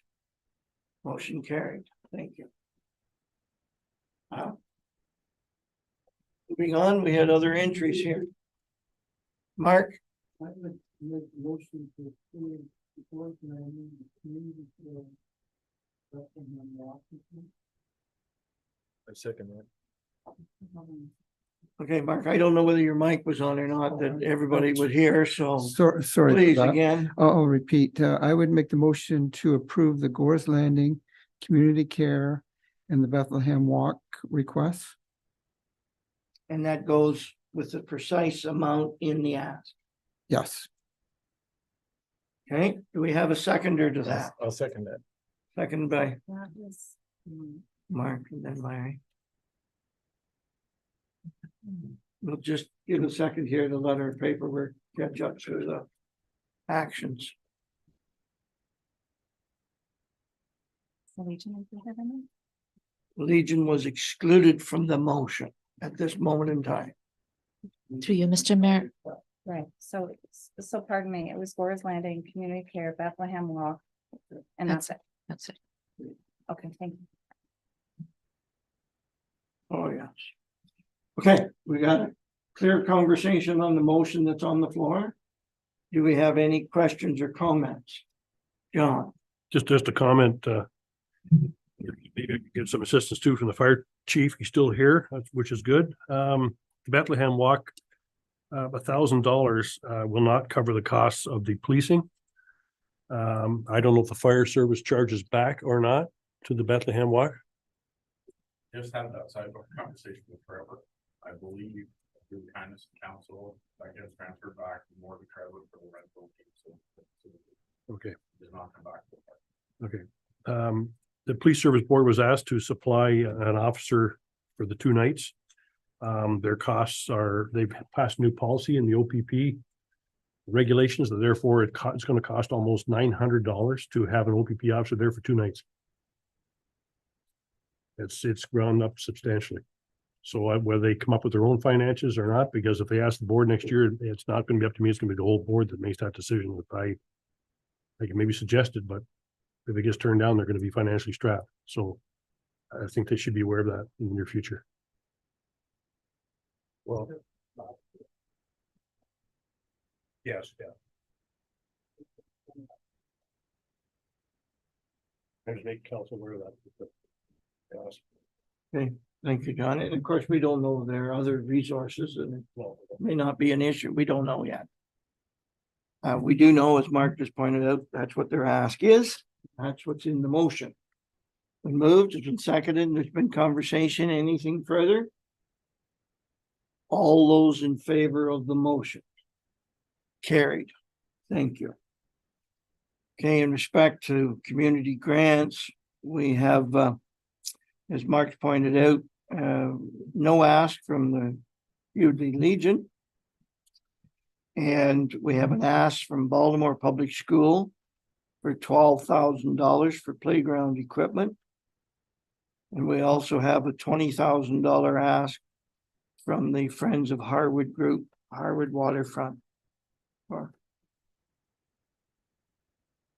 moving to get a design of a water enhancement area. Do we have any thoughts on this from any council? Why is it get on the floor, I guess? I move, we open for discussion. I can't do that. I don't think that's proper, is it, Daphne? We need a motion to have action.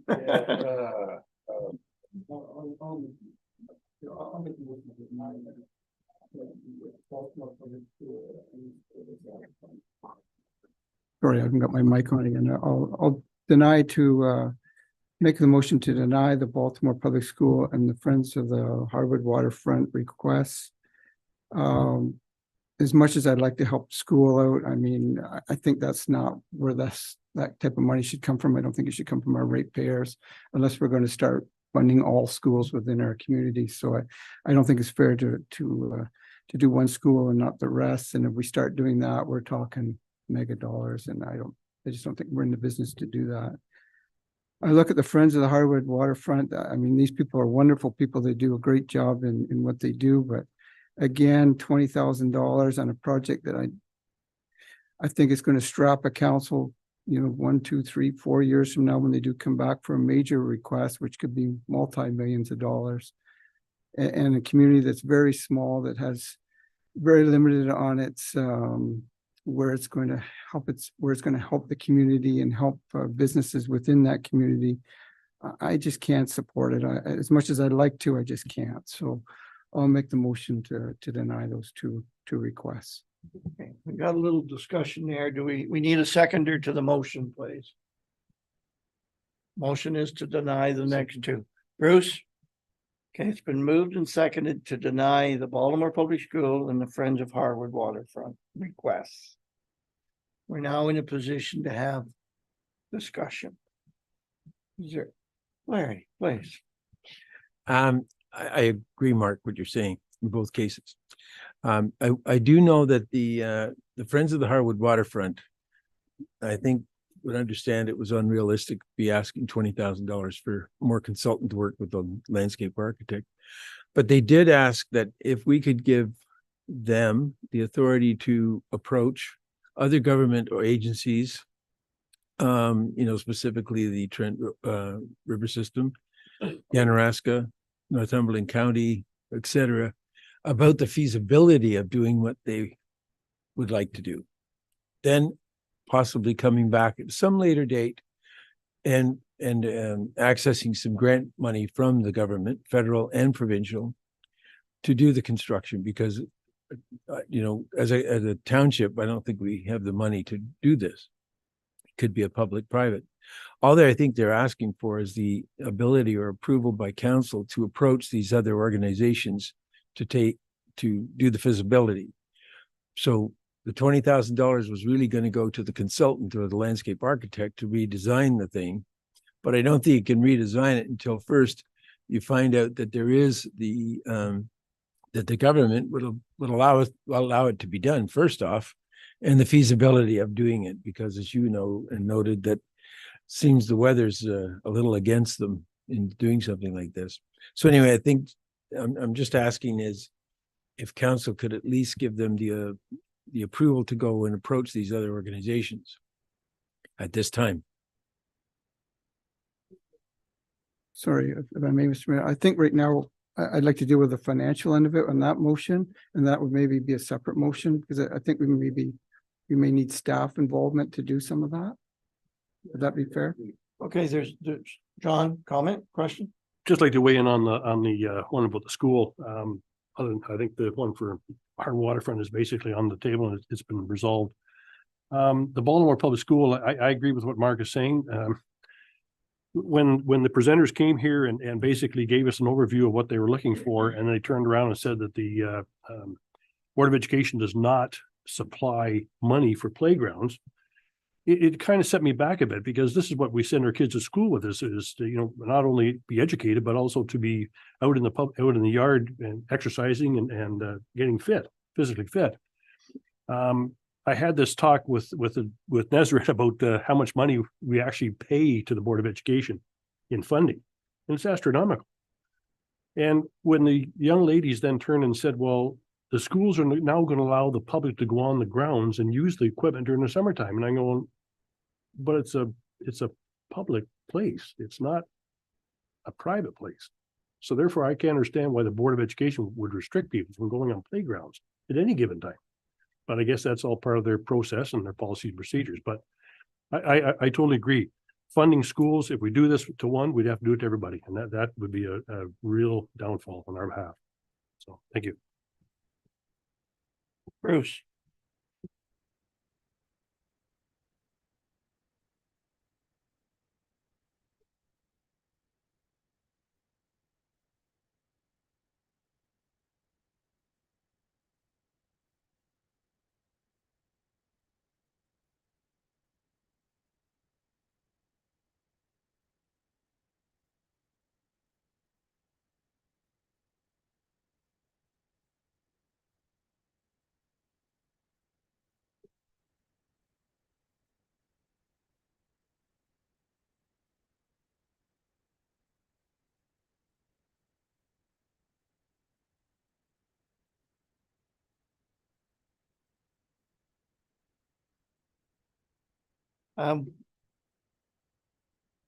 Bruce, can I move your thought forward a little bit, not to detract in any way, hopefully? Probably all good ideas. I think we were all caught off guard that the school board does not fund or have funds for playground equipment. I mean, yes, there's the fixed physical activities, but there's a lot of social things happen in the playground too that is instrumental in our young students growing up.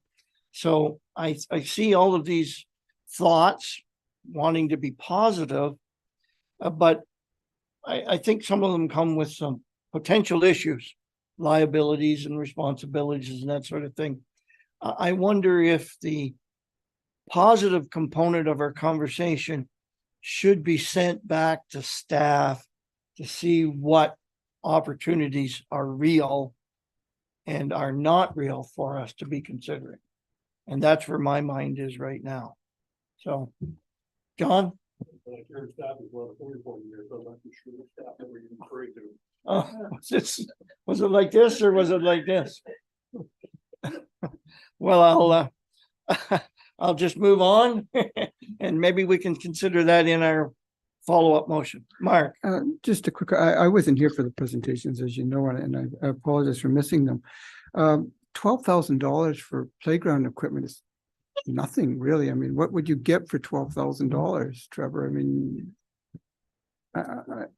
I miss it, and I do. Yeah, and I think in their presentation, that was part of it. They've done some fundraising.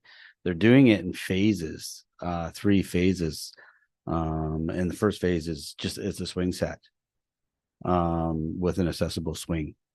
I think it was like a 2-bay and then 1 bay with just accessible, but and as you know, when I've come forward for playgrounds before, you don't get much for that kind of money. But yeah, I was kind of caught off guard there as well, is that they don't fund playgrounds, because I know they do have staff that do their playground inspections and things like that, the maintenance that's required for them, but they don't fund them. So I'm not sure how that works, but I did have a conversation with the parent group kind of afterwards there on the process and what they're looking at doing. Larry? Mark, I think the overall budget was $225,000. Yeah. Yeah, because they were looking for specialized swings. And Yeah, stuff like and that. then doing it in 3 phases, obviously that's going to cost you more over the time than it would be doing it all at The once. as one well. swing for accessibility is $10,000. Unbelievable.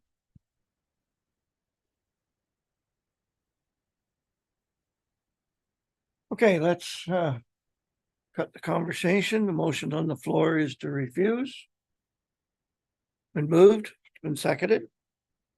All those in favor of the motion? Carried.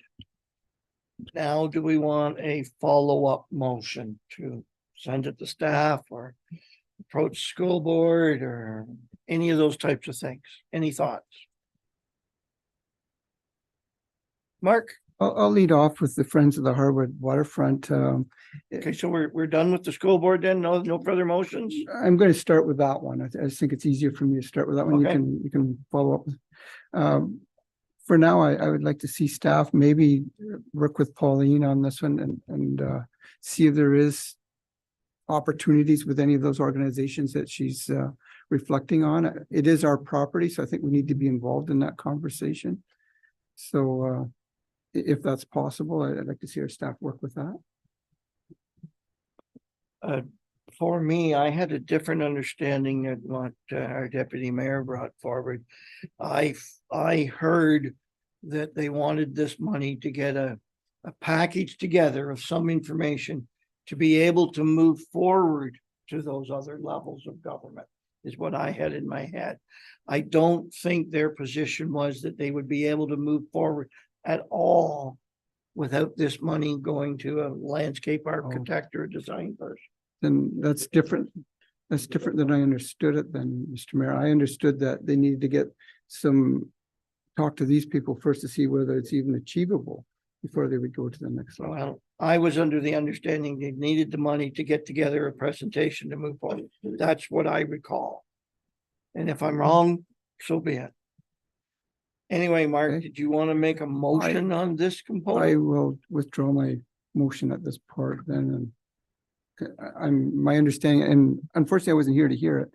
So I'm sorry that I misinterpreted what was said. And Mark, are you basing your withdrawal on my understanding of what they needed?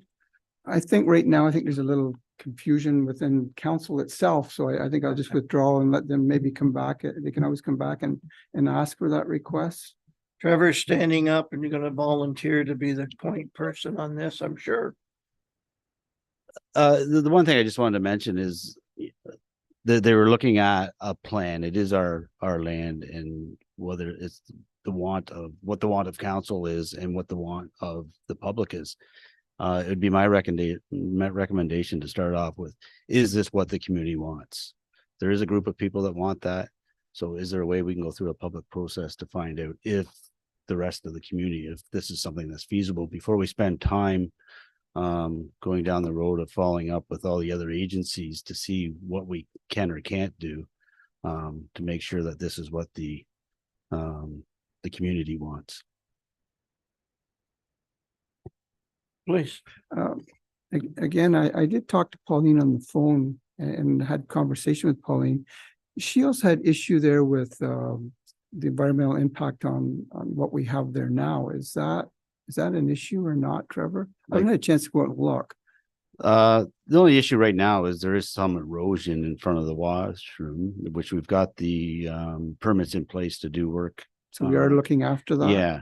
By the time we got the permits in place, the window to do work in the water was too late to do it. So it's something we have to do at the beginning. I think it's June is the window that we can start to work on it. And is there any issue further out? Like further out? Yeah, there was a picture, but that was more or less it was kind of just a natural trail access to the railway bed.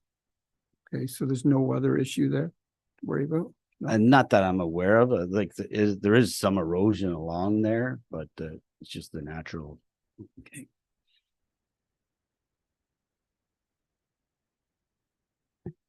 Again, forgive me, but what I'm hearing is that this should be sent to staff for consideration and report back to council. Is where I'm at.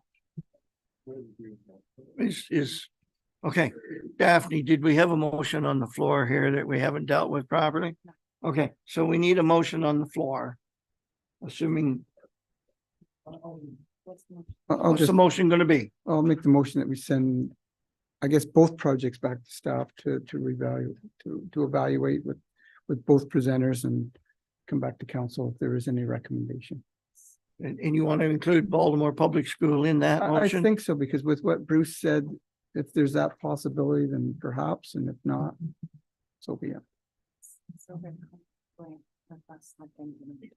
Yes, that's already been in a motion, so we've dealt with that. Yeah. Now we're asking them they could work with their staff and come Okay, back. it's been moved by Councillor Lobson that we defer this for staff or reach out to the two organizations and report back after some findings are determined. I'm paraphrasing a little bit there, Mark. Are you okay? That's your motion. Okay, so it's been moved. Seconded by Larry. Any further discussion or comments? All those in favor of the motion? Carried, thank you. Nezrat, we've given you a bit of a rest. Your turn again. Through you, Mr. Mayor, that concludes 2024 operating budget presentation. Do you have any question on operating before I move to capital?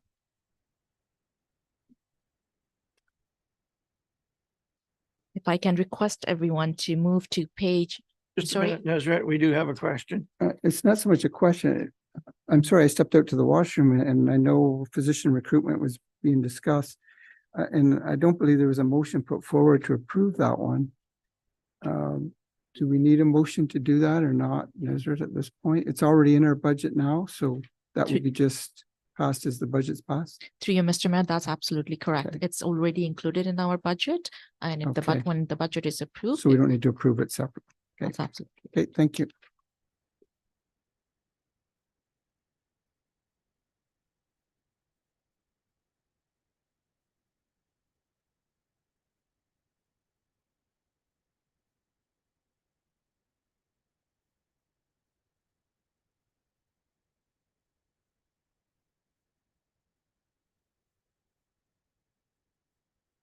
I mean, I'll go to the public here in my fellow council members. In those motions dealing with Baltimore School and Friends of Harwood, is it our expectations that this all materialize and a report come back for a consideration for budget on the 20th? Or is it a future consideration that we're looking for? Future. Okay, so because the original motion was to deny. All right.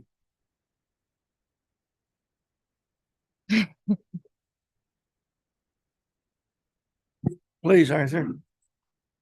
Ms. Rad, is the total amount of 20 or approximately $22,000 in the past that's being brought forward. That would be held in the budget for an approved amount, pending council actually making an allocation on that as a result of a future presentation. So through you, Mr. Mayor, right now, council has allocated approximately 14,200. 2,000 of it is related to the facility rental fee reimbursement project.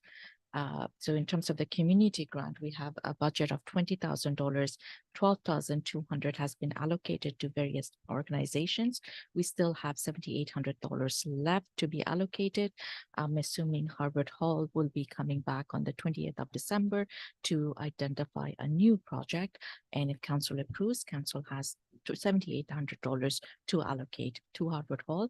If council decides to allocate a lower amount, then we will have some additional in budget in our budget, and that we can transfer in the future.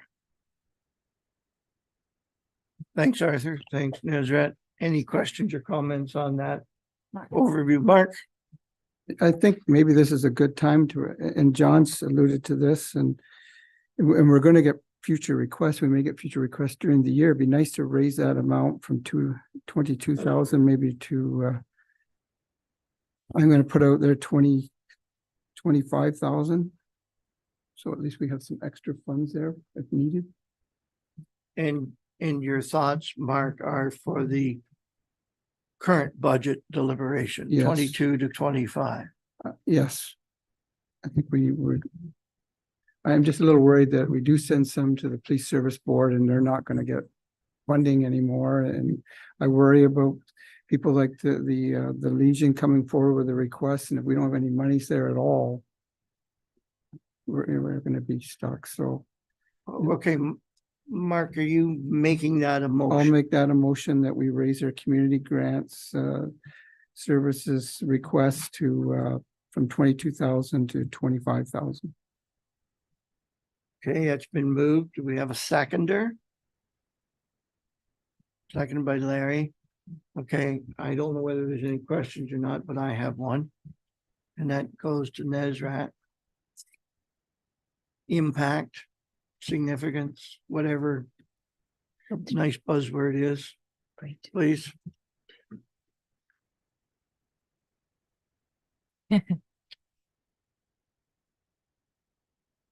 To you, Mr. Mayor. If we do increase it by $3,000, it will take the budget increase from 5.6% to 5.7%.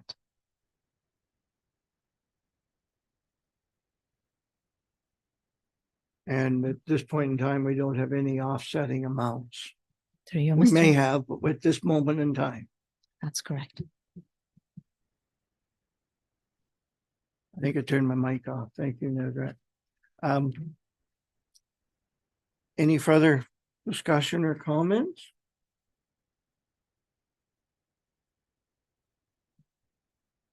All those in favor of the motion? Carried. Thank you. I'm actually sitting here thinking that we might have an opportunity to save some of that back, if not all of it. Dear Mr. Mayor, if I may request everyone now to move to page 161, the 2024 draft capital budget. For the 2024 draft capital budget, we are requesting a budget of approximately $2.9 million. I'm going to start with fire department. We'll do department by department when it comes to capital. And Mike Robinson, our fire chief, will help me with this. Fire department is requesting a budget of $176,500, page 161. To be funded from reserve. They're requesting for 3 projects, PPE, water rescue equipment replacement, and replacement of HVAC equipment and Station 2, Baltimore. I'll give the floor to Mike Robinson to speak to that. Thank you. Of the 3 projects, the first being the personal protective equipment replacement is a reoccurring and has been for some time.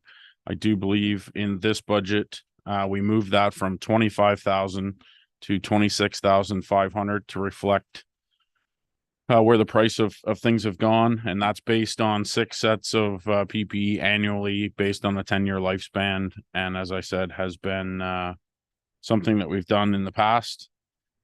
The second request is for the ice water rescue equipment. So if you can go back in history and where we kind of started in ice water, most, if not all of the funds that got Hamilton Township Fire Department into the ice water rescue business was fundraising effort from the associations of the time, both in the equipment and the vessels. And most, if not all of that equipment has exceeded its 10-year lifespan. We waited until the master fire plan was completed by Lumex and continued to have discussions as to solutions for the response specific to Rice Lake. And although the recommendation was made by Lumex to get out of the ice water business, they did have a recommendation that suggested if we were going to stay into it, that we were to research the abilities to develop partnerships with neighboring departments, as well as make an assessment of our needs. We have gone down the road of approaching the partnerships. We've had discussions with the Ministry of Natural Resources. We've had discussions with the OPP. We've determined that Rice Lake's a federal waterway, part of the Trans-Severn water system. But the reality in front of us today that is if there is an emergency, we are, as in Hamilton Township and the folks that make up your emergency services group in partnership with Alma Calderman, we are the ones that are going to make a difference out there if there is an emergency. So I present to you the $100,000 ask. That is for the, what I will call the loose equipment. That is for the suits, a small rescue vessel, the ropes. And again, that is to replace that aged equipment. You'll also see, if you were to look at the forecast, rather than taking that substantial hit every 10 years, we then took that as a $10,000 reoccurring fee over the next 10 years. And just so we're being open and transparent, there's an ask for next year of $125,000. And that is to be part and parcel to half of a proper rescue vessel. That's part of this program with Alma Calderman. In saying that, all of the equipment that we're currently purchasing in this 100,000 would keep us in compliance to having the ability to do ice and water rescue. The additional boat that's being proposed for next year would and could and should be a conversation on its own, and would enhance that response, including response to islands and the risks that are associated with them. So I'm not trying to say that the two are hooked. I'm also working very closely with CO Anderson and our group to look and see what funds are available out there. As recent as last week, I sat on a search and rescue new initiative funding to see, what was there, understanding that this is federal and that's the business we're in. I think we're defeated there in that it does not allow for any quote unquote anything with a motor or a vessel or a vehicle, but that's not without us continuing to see what's out there for us to offset, particularly next year's cost of the $125,000. And the last one that we have is an HVAC replacement for Station 2 in Baltimore. This is the original 1987 infrared tube heating that was put in the initial 3-bay garage. It was extended about 2001 into a 4th bay. So they punched the block out and extended it out to that 4th bay. It is backed up on the southeast corner with what I'll call a hot dog heater. But at this time has failed any sorts of inspection, and also is the last of all of our HVAC replacement. So if and when this is replaced, this will be all of the HVAC systems in all 3 stations over, I believe, the last 3 years. And we did get initial quotes, and I do believe the 50,000 to be high end, and that is to replace with a similar unit. I believe we would probably go an alternative direction, similar to that we did in Bewdley, and then we put a high efficiency furnace and actually mounted it to the wall out there and provided ductwork. And that provided a good heating system out there for, you know, part of the cost as opposed to being infrared.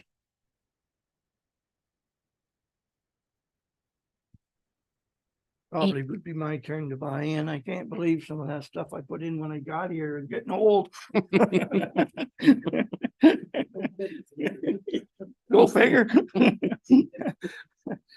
I'll go to the serious side.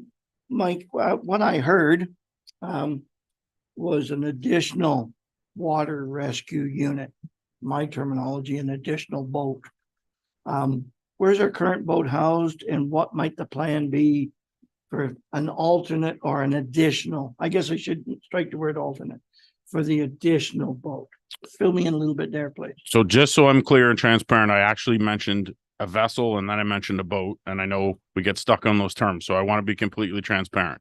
In the $100,000 ask for this year, there is a rescue style boat.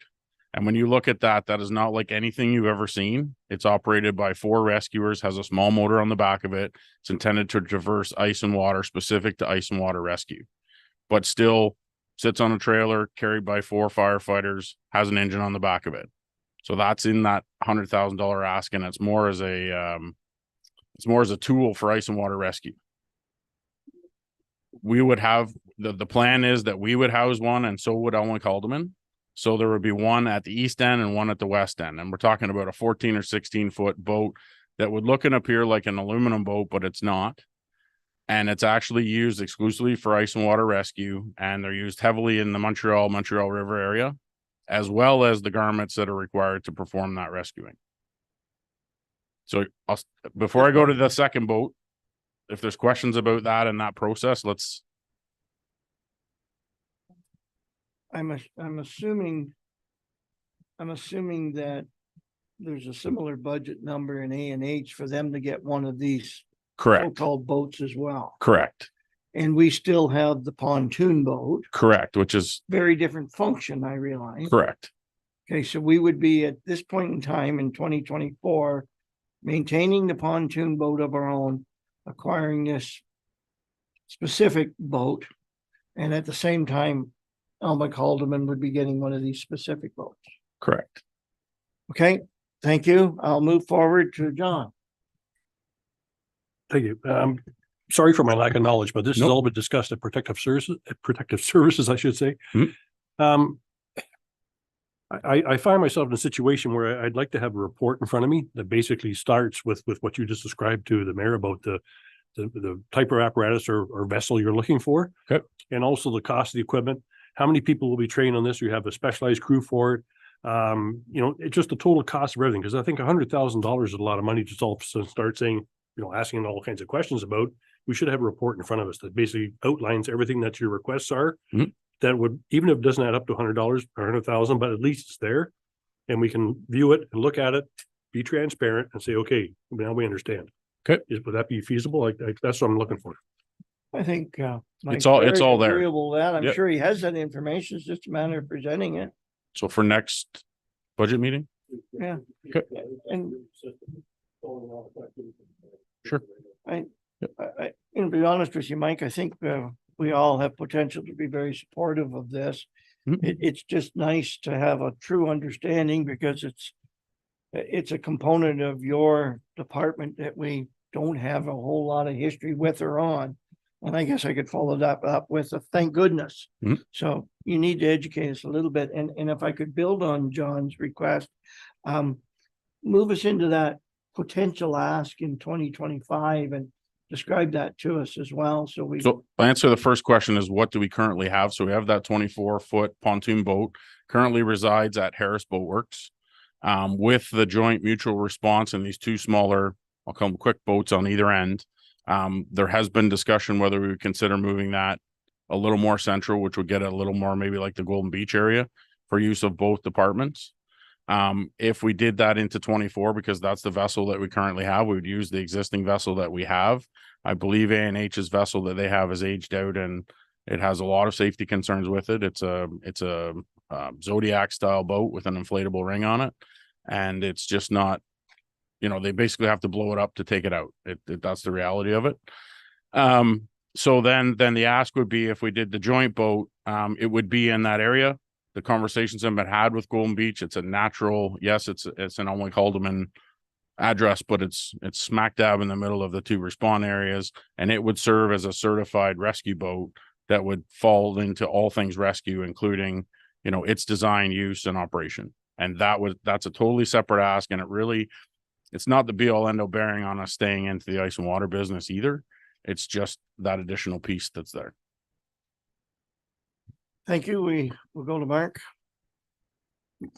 You're wanting to keep the pontoon boat then, is what you're saying? Correct. That one really worries me because pontoon boats are not meant for rough water, not normally anyway. In fact, you can flip them quite easily in rough water. You never see a pontoon boat out in rough water. So when I say keep it, I mean for 1 year.